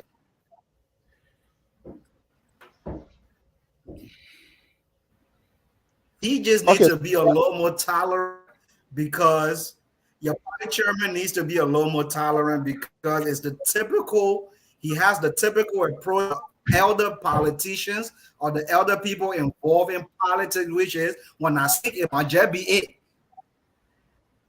Or when I'm overwhelmed with questions that I cannot. Okay, Prince, I think we're going to hold it there. Maybe tell your man, Keto, you need to find something better. Yeah, he can switch phones. Yeah. Let me bring in Dr. Toto, and then I'll go to Koto. Yeah, to add to the Yeah, question. I mean, people are just confused. They try to hold on something, and all of you people somehow ever say, "Oh, no," I mean, panelists in general, not specifically you. Everybody try to protect their own little thing. Yesterday it was bad. Today now is good. And then when you leave from here today, and leave today from your hand, we crucify. Then we crucify again. So I don't know, where are we heading? Liberian people are confused. What could be the consequences? Because when people are confused and they see instability in the kind of conversation, they might end up taking some sort of decision that you may most likely don't like. Who needs to cut through this gap? Also, the people that are confusing the Liberian people are the CDC people. The CDC people. Why you getting a camera time? That's what the camera time. So look to me. Let me talk. The CDC people. I didn't even get to finish. The system is rebooting. I didn't get to finish. How will you get? Yeah, but you were having a lot of interruptions. So let the doctor speak back. Let the doctor talk. Let me talk. With all the academic hardship in the country, look. Let me tell you, Kato. You know, you will come for a long way on the account of the CDC so building before we come here. You know the history between myself already. No, this government, I have more friends in the government than any other government in the history of any president in Liberia. Up to cabinet level, but I don't have my feeling from that whatsoever. I'll tell the straight talk. The CDC government, with all economic hardship in Liberia, they make the people to feel like, yes, everything is okay. You dress people on your t-shirt just to show off for you on your rally, to pay them to come out to show some solidarity, to give you that support. But yeah, you find out that when they go back to that very home, they don't even have what it takes for them to survive as a family. That confuses the people right now. You know, creating all the political rhetoric, coming out all the project that was no project that was added by Mother Eddie Johnson Selly up to today. Or you make the project to be more political than to make it as a government project. You make it political. That's confusing the people. That's the reason why some of all we have put our support behind Timon Gonglo, and we hope and pray that he will be the Messiah to deliver Liberia from all the political correctness that have been going on in Liberia. When it comes to the Unity Party, Ambassador Boyka they will say he have the momentum, the popularity as George Weah. But at the end of the day, this is not popularity content. That's why this election is very important. We will have a debate for the election here. Let the political leaders that vie share their policy to everybody, to the electorate in Liberia. And we will call on that civil society to organize a debate for all the political leaders in President. We are able that debate. Let the Liberian people, let it be on record. If Ambassador Boyka is able that debate to let it be on record. ANC as an coming also to let it be on record. But our presidential debates must be held, and our policy should be delivered by all those various political parties. Let know who is who. Nobody has empty this time. It was not a free ride those days, but this time, no free ride. But you're not forced into. You're not forced to. We will make it. We will make it. Okay, so Cotto.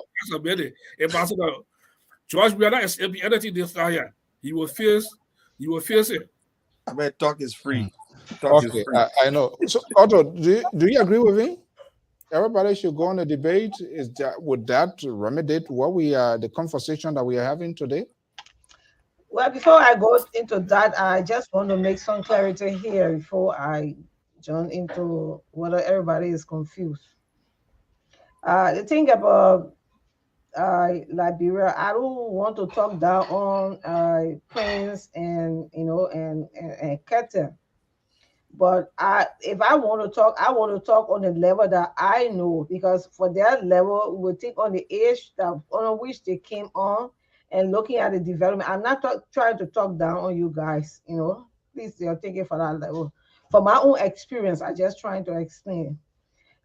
You guys, I heard Prince talking about the money that came in on the Ellen government. When you hear America talking about foreign remittances or transfer of money into a country, it is not the physical cash that is going to an individual or the president to say this is the amount that was transferred. I happen to work with the Norwegian Refugee Council, which was an NGO, and we were in collaboration with the UNHCR and all of the UN organizations. And I can tell you, I know how those funds were transferred into Liberia, or not even the unmailed. All of these organizations were being sponsored by the funds that were coming in. So if you hear the huge sum that came into Liberia then, it is not the Eden government that was handling that fund. It went into these organizations. I was finance assistant to the Norwegian Refugee Council. When the fund came in, it be almost like 30% to 40% is going back. Okay? 40% of that 30%, 35 to 40% of that fund is going back to those guys that at the time was working with Liberia. Just imagine we're making report on the 5th of every month. I used to question some of this amount. So if you hear this huge amount, you will then say, oh, this money came on and the expatriates. The percentage were coming back to America for whatever country they were coming from to work. And I can tell you personally, I was working as finance assistant under the Norwegian refugee, and we were in collaboration with the UNHCR, WHO, and all of the NGO organizations, because we used to go on international meeting. When it comes to the financial meeting, I will either go or my finance manager go. So that's how, when you guys hear some of the money, on any government, we receive huge amount, Ellen should have done this. It is not the way you guys see it. So until sometimes you know some of these things, and you will go contrary of saying what will happen. That being said, okay, you said you were a human right. Give me a chance. You are talking, I didn't call you up. You said you went there as a human right advocate. And under the term of this president, we have had so many people that have been dead. 6 auditors, if I'm not mistaken. The death of Princess Copper, the death of the three missing, but I know they're there. We continue to say missing because we have not had story. What have been your own report on the death of these people? If you are saying that it happens under this government, okay? And these are the things we are looking at. You say, okay, development that came under this government.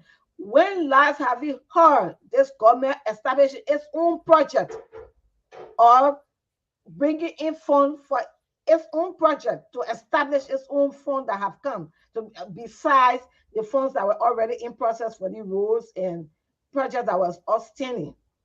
Okay, because when we're talking these things, these are the reasons why we will bring up this issue. If I left money, like for instance, I'm here, I built a house for my children to come and live on. After me, you see them flourishing, and it will be like, okay, what I have left for my children, you see them flourishing. But if I did not leave, like some of us, we met our parents, we met them, they were not educated, so they came on a level. You can't say, oh, my parents did not do anything for me because you met them, they were poor at the time, and you have achieved education and you think. But that's why I want to clarify, make some clarity. You guys just coming in now and just seeing what is physically seen. And you are not the only one who been to Liberia. Myself been going to Liberia back and forth. And as we're speaking today, I talked to my brother in Liberia. This is a man who has master's degree and is teaching work with public works. A productive man is been retired. He's been retired. You take a productive man and retire him and replace him with an unproductive person. I mean, these are cases that we're talking about. Then you see the unproductive people are wearing big chin because they get the money and flourish themselves with big chin. You say these people are having money. Whereas the people who have gone and educated themselves that contribute to society are there left with nothing to take care of their families and children. Then you call it the people are enjoying. So I find it difficult to to get the sense of what you guys saying that people are enjoying. We all are Liberians. We have our brothers, sisters, and everybody there. And we all go there the same way you go there. But it depends, again, like you said, you're there with the president and your friends. So the people that are not the president's friends, or the people that are ordinary people living there, that's supposed to be working there to sustain themselves and family, are not getting what these few people are getting and enjoying. Is that what we call, people country development? So I'm just trying to lay these points to provide some of the clarity of what you guys consider as development. If you are developing the human resource, Mr. So can I rebuttal real quick?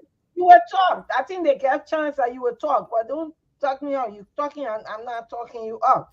So those are some of the things. Well, you can't speak for 10 minutes and you attack me. Then you say I would. I'm not saying you will not talk. You coming there to talk. That's why when we're talking here on this platform, we gave one another chance to talk. Then you come in. So don't be talking. I mean, your device are not even doing you favor yet to that praise. Anytime you can, they start going. Okay, Keto, just hold your peace. Just make your note, Prince. Whatever she said, and we're gonna be wrapping. Oh yeah, Keto. Yeah. Right. So I just want to touch base on. I just want to touch. Okay. You got me? Yeah, let Keto finish and I'll come to you. So I would just like to address Toto, my brother Toto, and Kato for my closing. So this is the thing, brother Toto. Look, like I said before, I repeat this to you and my sister Kato. Your speculation, your observation about the suffering Liberia is relative. It's relative to who is believing what. For us and the people that support this administration, we see that the Liberian people are not suffering as you people claim. That's how we see it. Because I went to Liberia, maybe when you went to Liberia, the people you talk with, the people you hang with, you were with, they were not eating. They were dropping dead around you from starvation. Their houses were broken down on them. They were not wearing clothes. They had no food on the table to eat. The people I hung out with, they were not people of high caliber. They were people of the same low status in society, but they have food to eat. They dress every day. They rode keke, motorbike, or they were in taxi going to wherever wanted to go, or they had their own private car driving down the street. They ate at least one time a day, and life was okay. I never saw nobody dropping around me dead. So when you come and generalize the Liberian people suffering, it's like doomsday. Just we have brought doomsday in Liberia that stagnated everybody, and the people suffering seriously, and that's sad because that's not what is happening on the ground. You can't blame us. And by the way, maybe you and myself will be proud because I lived through the 70s in Liberia. All the wars that were fought in Liberia up to April 6th, I saw them vis-a-vis. I lived it. All the demonstration in Liberia that took place prior to our civil war, we were part of it. We have people in it that we could relate to, that could relate to us. So we know history. There was never in the time of our country that we have 50% of our society employed. Never. It has never been, because government has been the largest employer in Liberia. Government has always been the largest employer in Liberia until we graduate from the place where we tax ourselves to invest in our own society, to become entrepreneurial or open up our private sector. and take over to help employ our young people, we're going to still be behind the thing where you have a competent leader, but you have unemployment deficit in our country because we are not speaking sincerely to our Liberian people. We got millionaires Liberian. When they become millionaires or when they are millionaires, they only want to become president of that country. Instead of carrying factories to Liberia to employ at least 500 people that will feed another maybe 10,000 people in our country. We don't do that. You understand? So let us. And my brother Toto, we've been in it long. We've been talking it over and again. Fortunately for you and my brother Sisse, you're joining the broom man. And that's a good thing. Liberia needs to be clean. They'll keep sweeping. Corruption, and I hear, Gonglo. You said the broom man? The broom man. He carried the broom around. The broom man. He carried the broom around. So what can I call him? The broom man. Like the drummer boy. The drummer boy from United Party that was beating Johnny Prince Justin Church. That's his new name, our drummer boy. So let me not pull a little my sister here. So that I'm just saying, let look at the politics differently. Let us look at the politics to the extent where Liberia can be put up there. We can look at politics to characterize, like Brother Sisse said, personalities and there. That should stop. Let's look at the bigger picture like Europe. Prince, let's hear from you. Say, but he still come on, man, broom ball, but he end up with us elephant in the conversation. Prince, let's hear from you. We are already tied. Prince. Prince, by George is on the Prince. Thank you, Mr. So for right, but I would just like to go back on some of the statement Mrs. Jala made. Like, for one, you're unaware of your political leader even inviting Prince Johnson to come to him for a sit down. You're very unaware.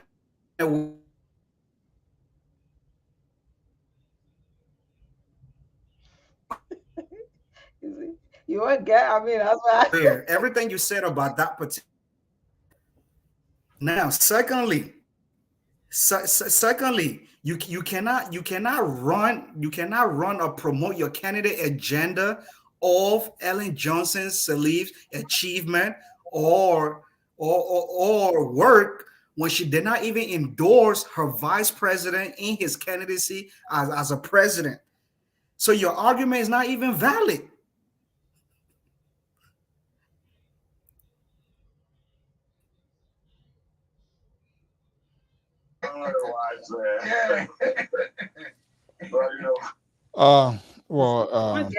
You can't come up with it. Airplane can't blow horn. Well, guys, I was not hanging. But my man, I'm close here. Can we close the program? You hear me? I still need my 30 seconds. Oh, Prince, I still need my 30 seconds. Yeah, but go ahead. That's a system kept frozen out. That's right. So I still need. There you go. Brother, Sisse, you already spoke. Don't speak again, brother. Please. 30 seconds. So you can. That's impossible. And I was not in Liberia hanging out.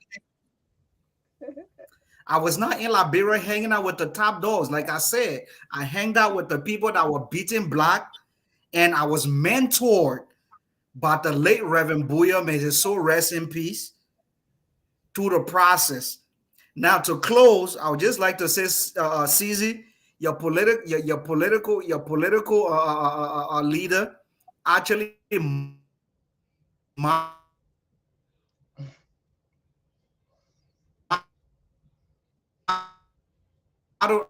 after me when I posted the was appealing and significant and meaningful. So he got the broom and modeled after it, because I mentioned sweeping the House of Legislature, but I can't blame him for it. He's a human rights advocate. So if he take that route, it's all for the same purpose.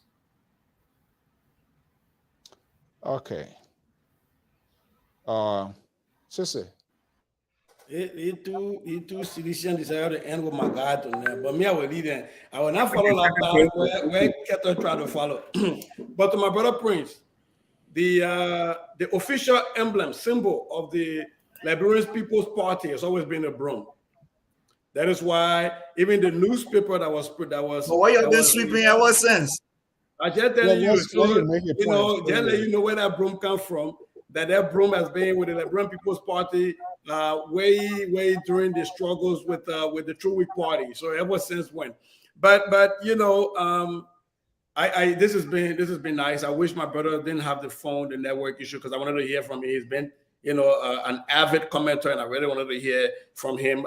You know, and it's nice seeing your face. In closing, though, the one thing that I think, you know, back to where Liberian people are being confused, I think we have to throw some weight on the new Unity Party, which is the Joseph Barker Unity Party.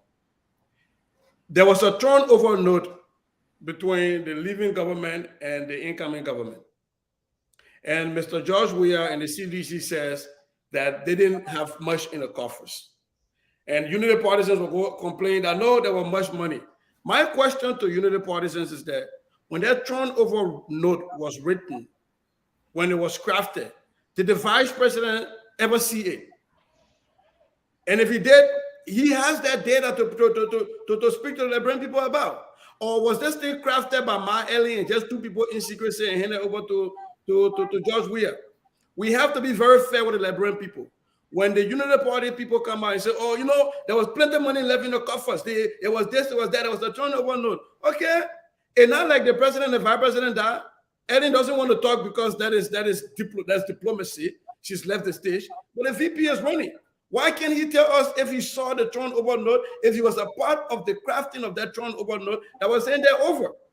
You know, the Unity Party keep creating a lot of for us. Sese, to your point now, so will we be now he having a conversation with the vice president? So do you think that kind of conversation will come? Is that something the vice president, I wonder he's going to ask him whether he knows about it as well? Because my question is, Ellen crafted a turnover note, and it was not done by the president herself. We don't think that happens. It's done by people, by aides and all technocrats. And was Joseph Walker kept out of the room? Did he not have any access to that? Because now when President Weah says one thing and Ellen does not come back to a larger extent, does not come back to push back, which I don't expect her to. That would be breaking a kind of a code. You know, you left office, let it be. But the vice president is wanting to be president, and he was vice president at the time. He stands the most chance of giving us that credible data. Why isn't the Unity Party releasing that or speaking on it? I mean, speaking on it officially, not the people that are around the corner talking about it, but as in speaking about it as a serious presidential contender about what was left in the coffers and what was the turnover note. Okay. We will continue to have this conversation. I hope in the coming days and week, all of you, your supporters, maybe we need to. Alfonso, can you give me 30 seconds? We can make a quick report out of Kata. Everybody will be there. There will be a reporter for me. You know what I want to do? Next week, next month, I think I got to introduce a protest fee around here. So anybody want to. 10 seconds. You can't do that. You can't do that, brother Tuto. No, you can't just say us in and walk away free. You can't just make a black ass in there and walk away free. So let's hear it quickly. You were talking about the unemployment rate in Liberia. You want to compare it with what we call Liberia Normandy. And look at the population of Liberia at that time before the war. The population we have. You talk about employment rate in Liberia. Liberia reached one of the highest peak in employment rate. In fact, they had to take foreigner to come and work in Liberia. We have factories in Liberia, the Burma that you were, the Lango, the La. They talk about factory, Fireso, all the places in Liberia. You talk about in Sado County, we have the alcohol factory, everything. So employment rate in Liberia before the war was very steady. It was not high. So I don't know where you get that statistic for a 50% unemployment rate like bro before the war. That's not true. No, you want to make that statement. Can I just Okay. get correcting, Brother So? Can I get You correcting? say No, well, let's take. We'll postpone our code date to. I No, will put it I on the can date back up for his statement. well, folks, it's after our time. Well, Culture, quickly, culture this and is what I tourism want. was the This biggest is what employer in I want Liberia. us to respond to. Hold on 1 second, Prince. This is what I want you guys to do. 30 seconds. USA 30 seconds now, Liberia 30 seconds. We yet to validate this news here, and news information, it has to be told just how it comes while we wait to verify it. Now, we now know that a new code date for the CEOs, our sister network phones for Florida now is set for April the 10th. In the midst of that, we see things flowing. I've reached out to most of them. I know them. They Timberland, he used to be in my own state. I don't know Peabody that well, but Ben, we talk here and there. We are hearing that they have all resigned. I don't know. That's those information yet to be validated. I placed a phone call, sent text, sent inbox, but nobody has yet responded. But if this happens to be true, based on what we know from this Facebook, 30 seconds, if these gentlemen resign from the network, what it means ahead of Mr. Waterspoon, could they for Florida? New Jersey is still terrible. We don't know what's going to be the outcome from Delaware. It's a very tough one. But if this Ben, Timberland George, Kev Hassan, Peabody, according to the release, resign. If that happens to be the truth, what it means in terms of the future of the network. Koto, let me start with you. If anybody who wants to respond to it, fine. If you don't want to respond, that's okay as well. But we can't just sweep everything like that while we're still waiting for more information. I mean, I can briefly comment on. I can briefly I comment will and come touch to you. on All the right. subject. 1 second. Let's do as soon as Koto, you want to respond to that?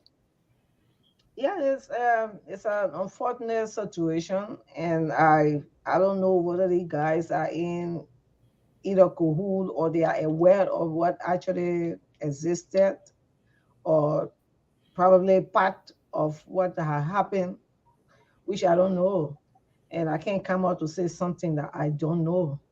But I think that's the prudent thing to do, especially when it comes to criminal, activity in connection with the man under which they work with, who is the CEO, as it is being stated.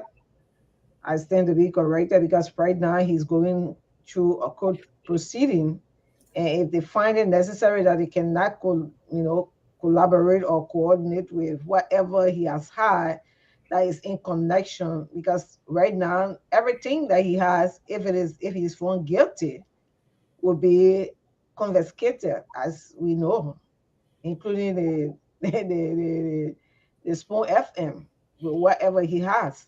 So I think it's the right thing for them to do, because if for some reason that you are being maybe in connection with a person that such a thing have happened, and you may want to keep aside or avoid the process Okay. for now, I think that would be the right thing to do. Okay. Quickly, let's keep it strictly to the point. Prince, go ahead quickly. Basically, what I would like to say is, as you know, Liberians living in the United States, we all, as you know, as young people like me and others, growing up here, we've made mistakes, and the karma of society is you pay your debt as you go. So it's basically what I'm trying to say is, you do the crime, you pay the time. Now, personally speaking, of the other guys, I don't personally know them. So, but I think when we're speaking of integrity and personal and trying to fix things in Liberia and speaking of the issues, I think they're doing the right thing. Now, as far as Peabody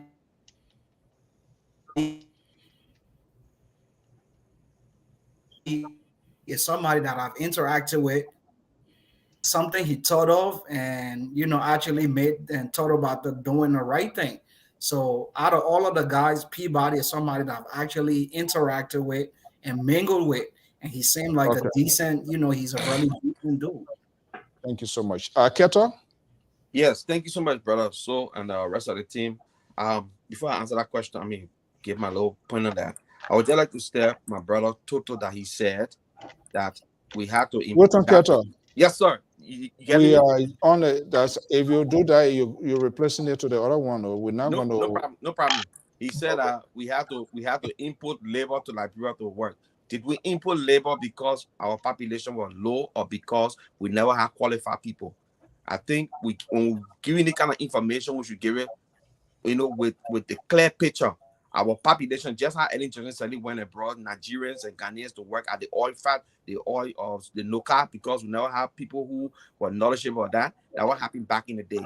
So, Stanton Witherspoon, he made his bed, he's gonna lay in it, and the guys made a very good decision to back off on that network, because the network were critical of people, whether you're opposition or your government or supporter or you work in government. They were critical on national issues, especially when it comes to corruption, and they were preaching corruption. The poor say he that comes with equity must come with clean hands. So if you're preaching these kind of message of corruption, trying to eradicate corruption, fight corruption in your country, at the same time you're being corrupt on the side, it doesn't add up. So I think they did the right thing to leave the network, and maybe we'll see them surface somewhere else, but they did the right thing. I got my own view here. Let me come to Dr. Toto here. Dr. Toto. Yeah, when it comes to the spoon network, something I'm a little bit confused. I saw the post from Peabody. Let me just say I know Peabody very well. We all came through our refugee struggle days in Ghana. And I saw his message this evening before coming to the show that he had resigned from the Spoon Network. But what get a bit confused, I did tune in the Spoon Network today, and the CEO came on and brought also information. If I did talk about Ke Hassan, that the CDC government told him that he should not be part of Spoon Network. He labeled the CDC government. And then later on, I saw the post from Peabody. And I don't care very well.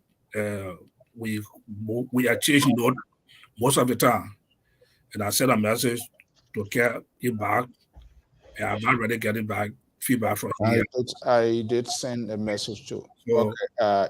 I didn't watch Spoon, to be honest. I didn't watch Spoon. You said the CEO appeared this the CEO appeared this evening or afternoon or even he said he wouldn't talk about Kev. He said that Kev called him and said that the CDC government told him to leave the Spoon Network. But the other guy, like Ben, like Peabody, and he talked to them. He said they was a part of the network. And then later on, there was with the bond. I saw the message from Peabody that officially resigned. So there's a lot of confusion in there when they get the actual facts while already leading their resignation. Instead of you just come in, I would like to see move. Instead of you just come in, say I resign with the Spoon Network, but give her duty. Why make you to resign? Man, you had to come back. So yeah, that's okay. That's my opinion on that. I want to know more why you do the resignation. Yeah. Excuse me. But you're closing now, so I don't even know what you're gonna say. Sissy. So before you come in, Sissy, right? Before you come in, I want to just say, because myself kind of a little bit confusion is taking place here.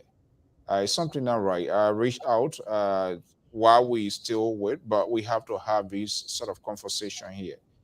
And the thing here, like we all here with this LPR, we also have a group chat. I think some sort of double standard being played here. Double standard in a sense of, and this is a problem. This is what is going on in today's world society, politicians, even in our own daily lives. What was this? What was the relationship? How was this relationship? I mean, it is not an overnight event. For God's sake, are we on this network? No one is infallible, but I know we just got to be honest here. I'm wondering, like Prince pre-ballet, Dr. Toto, standard, this and that. This was the same pre-ballet a couple of times when this thing happened. They said they were going to come up with a statement. I'm not sure whether that statement ever came about. I'm not sure anybody at any time, in as much he's the CEO, whatever was happening, anybody raised a concern, hey, too much going. Everybody was having great time with him. So whoever asked us slighter questions as to how this network was generating money and how it was doing, whoever confronted, whoever asked that question, we chat when we leave from our group chat here, we do some personal chat and thing, anybody giving your father $10 and all that kind of, yeah. So for people to see what is unfolding, I do not know yet for sure with Peabody and other people, but something now seems to be right. I just thought I brought that point in. So I'm going to take a different view than the popular view here. I think it's spineless and disingenuous of these people resigning together. Like you could even write an individual resignation letter. Like that's how lazy you guys are. That you like. If we all ever decide to leave the platform, I guarantee you, I will not be writing a letter with George Toto to leave the platform together with George Toto. I will leave on my own, writing my own thoughts. That is academic and intellectual laziness to the zenith. And the other piece is, it is just a flawed business model. Look, thank you. I'm about to get in trouble with some with two. No, you're not. But we're seeing pastors commit crimes in Liberia, and the pastor go to jail. I've seen a few pastors go to jail, and the church stays. So what was the business model? Were these people being paid to stay on? And if they were paid, so then that tells us that all of their commentary was bought and paid for. And so when the money is no longer coming, that's why they're leaving. Is this a personal property of Senator Witherspoon? What was the business model? Because Fox News, when they had that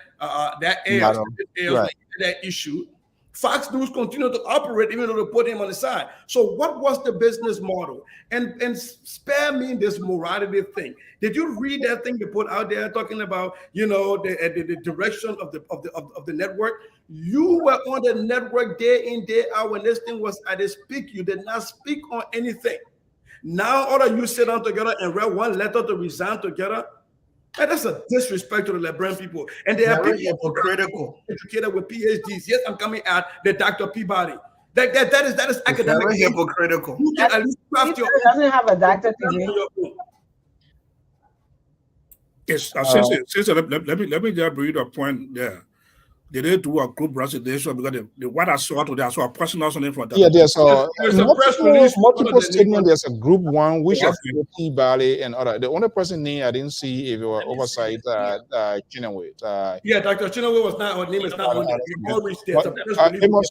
Amos, you want to still on the network because she's still on the network. Yeah. Let me say this. Yeah, let me say this. And those are the ANC folks. When you mentioned that topic, I was coming. I was rushing home. I was rushing to come.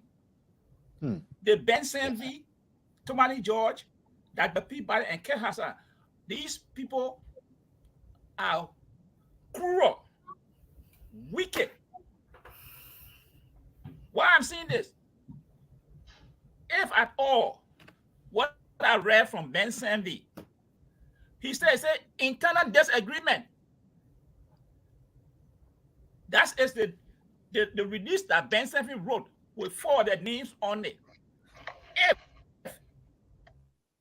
they would have resigned because maybe the young man fall in trouble and the first says something that will implicate them, then I will see. Or if the CEO asked them to resign, then I would have seen that. But they said there's internal disagreement. Is that the reason you're leaving the network that you started? Is that a reason? That is not a sincere reason to me. I find it to be very, very, very, very disingenuous on the part for internal reason. This man is not even going to jail that you cannot talk to. So what is the problem that you people having that you couldn't solve? and Foyer decided to walk away. But here's the thing here. When those young men were paying away, when they went to Liberia, put them in hotels, enjoying. For me, if Mr. Toh, God forbid, Mr. So, Samson Broku Toh, says they are in any problem, I will not walk away from the network.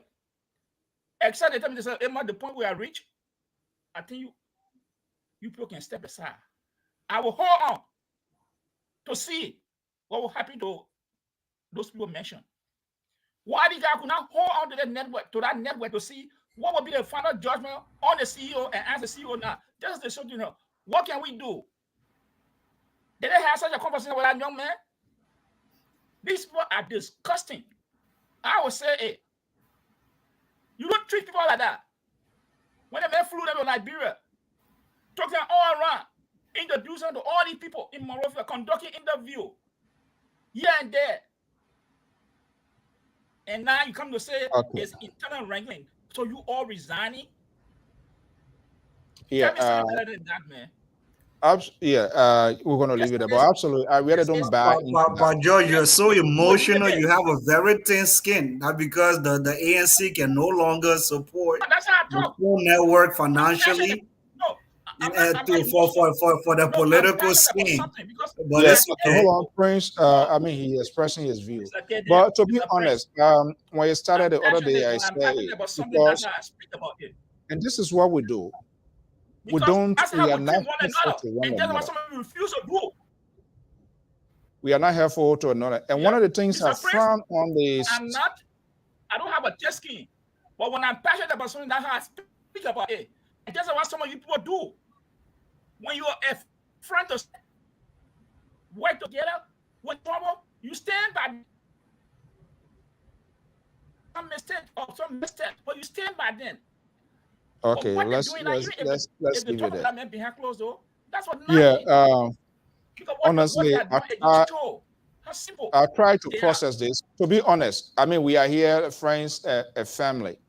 I think their action is a complete hypocrisy as they at a higher level. First, they disrespected all of us. Disagreement. That is the key word. Disagreement. Yeah, I don't know until they can break that down. What is it? It doesn't make sense. What I'm saying, when this whole thing happens, okay, we all are concerned. Nobody want to see anybody getting into something. But what is good to people to be remorseful of their actions? That did not come from him as the head of the institution. They are there as a panelist, contributor, friend to this guy.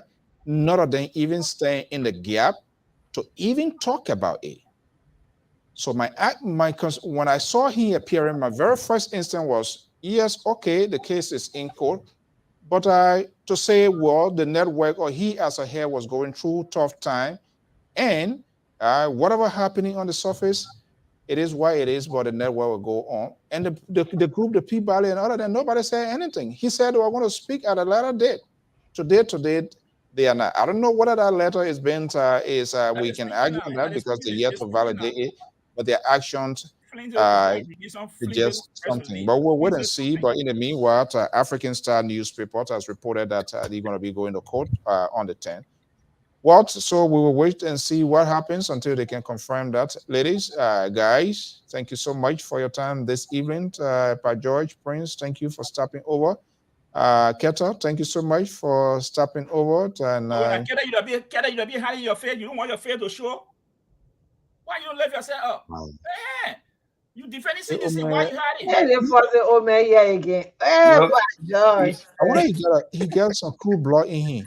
No, you realize of Pajor. They play Pajor right now. They go on 30% from 7% to 30%. So no problem. No problem. All right. Thank you so much. All right. Okay, guys. To our many viewers, listeners, we want to thank you so much for your time this evening. That does it. I'm Alfonso Z and Salt of the Liberia Public Radio 10 LPR-TV. By God's willing, same time, same network. We're going to be back here. And one of our callers was asking why we do not have a panelist from Liberia. Yeah, we do, but because we are working on the time, coming on 8 o'clock here is almost like a 1 o'clock in the morning. We are transitioning. We are trying to move to a different place. So it been a little while now. We're still trying to get our own Jaffe. For those of you who are being on this network, and that's what I told the guy, and that's what all of us working up are about to do it the right way. Not that we don't want money, not that we can't ask you for money, but I made it crystal clear before we ask for money, we ourselves must set an example. There must be a reason, justifiable reason for us to ask for money. I'm not going to be a guy who wants to get married and then he call family meeting. Where you get? Nothing. You get a ring? Nothing. You not pay for the hall? Nothing. Not even a DJ. He doesn't even have a suit. How the hell are you going to get married? So we're not going to do that. We are working on gradually raising the money among ourselves to get the place that we want to transition. When we get there now, then we can come here. Okay, all our correspondents, other places, we need to get them ready. We need to have that. If you have a $5, $10, then you can help us because it's a sacrifice. And all of these guys, we don't have the money. We're not paying these contributors. They come here 2 hours, we sit, guys in Liberia, we got to think about it. And that's what happened. Too much of free services lead into pain. And that's not even a justification for people to do things to get them to do things that are bad. That's not worth doing. But we have to support institutions. We decided not to throw ourselves into the pocket of any politicians or any actor so that they will have influence on this one. Because there's no way that I will not say something. The only way you become to get a tight lip and tongue tie is when somebody gave you something. They can give, but when they give, we tell you it's clear cut. We try to walk that kind of fine line, and with more at the start of the National Public Radio, we ourselves get our own $5, $10. Like in my own state here, every Monday or every other Monday, NPR, they have a national, they do what a fundraiser, people who follow them, their program, $5, $10, $2, whatever you have. We will get that eventually. But I told them we got to take the lead before people can come. We are not going to just ask people when we have not started anything for people to see the worth dent giving their fund. Other than that, we'll do what we are doing. And we are not in a maritime with anybody who want to do it at a proper timing. Until then, guys, thank you so much for your time as usual. For being here, but trust me, our guys in Liberia, a couple of stations reached out to us. In Fast Sky FM, I had a program that every Sunday, but because of the time, it's kind of like difficult, and so we are still working out on that to see whether we can tweak that time as well. Too much of drama is unfolding. We have no time to add up to already the political satire that is going on in the country. So we need to get to the substance, and we want to force these politicians so that we'll drive the narrative. We've got to take this narrative out of their hands. They do not want us to talk on the issues. This is why every other day they create a dramatic saying, and now we shift in that direction because we have to talk about it. So we need to take charge of the conversation so that Liberian people will see the alternative in able to make informed decisions. By this time, we're supposed to know where their platforms, how they intend to govern. You know, we want to know your educational plan, their infrastructure, agriculture, and all of that to start going into there. Who are their policies advisor, economic advisor? Who are their communication people? But you see multiple people speaking for them. That simply shows that there is no specific agenda. And so we need to compel them to have this conversation. We don't want to have a situation where we say, knowing what I know now, we better know it now. We do not want to have a guess game and even create another surprise on the Liberian people. So the Joseph Boyka, the Benedict Cummings, the president, he's an equipment. So there is a line, there's a message we to say, well, I still have to hold on. The Mandela coup and all of them. We need to know the direction. The young generations, these thousands of people that are chanting, dancing in the street.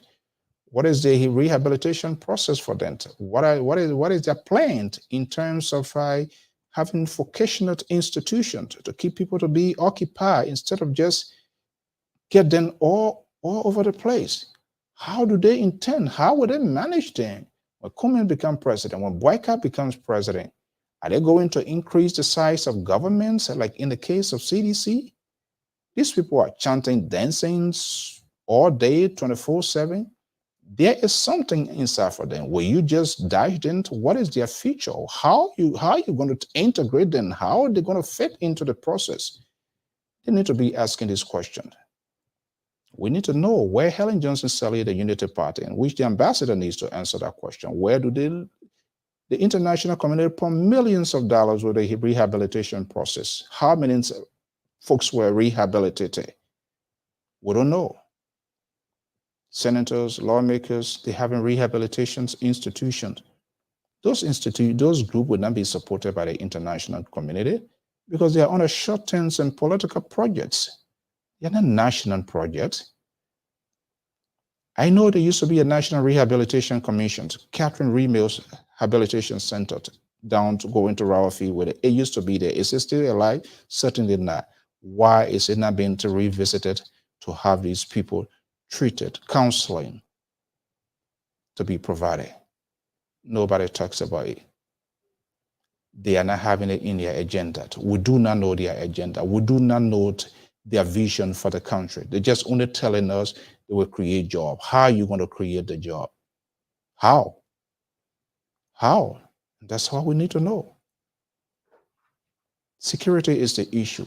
We need to know people who will start speaking for them when it comes to security. We want to know the kind of police commissioner that you will appoint as to how they're going to stabilize the country, that people will sleep sound. It's not just all about to critique the government. You have to put a concrete plan in place so that people will begin to have a revision to say, oh, okay, I think we can work with this.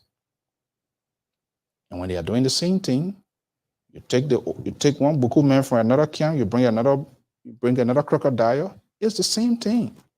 So where are we heading as a people, as a country, and as a nation? They do not want you to know this conversation. And this is why they are deploying their people in positions and having these sort of soundbite, preaching falsehoods, subliminal messages. We shouldn't accept that. It's about the country, and we just need to speak all. Until then, folks, it's 10:36 Eastern Standard Time. Have a pleasant evening. Your money long, don't even want to see you. At your job side, they call you good for nothing. I say in your family, they call you useless. But one day, Jesus will make you useful. So let it go, go, go, go. For how long will you hold? How long will you hold? You've been holding on for too long now. You are holding on and making Jesus to run low. So let it go. It is painful, let it go. Oh yeah, mama, let it go. Let Jesus take. Let it go. Let it go. Let it go. Let it go. Oh, let it go. Let it go. Lord, help me let it go. Help me let it go, man. Oh yes,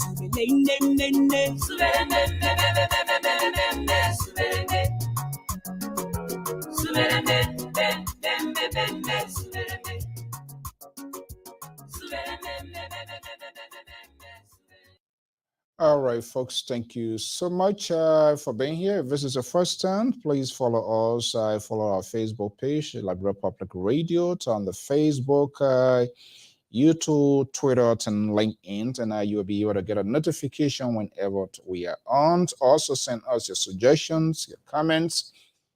Trust me, we go back and read all of your comments, and that helps us to enhance our broadcasting. Your comments, your tweet.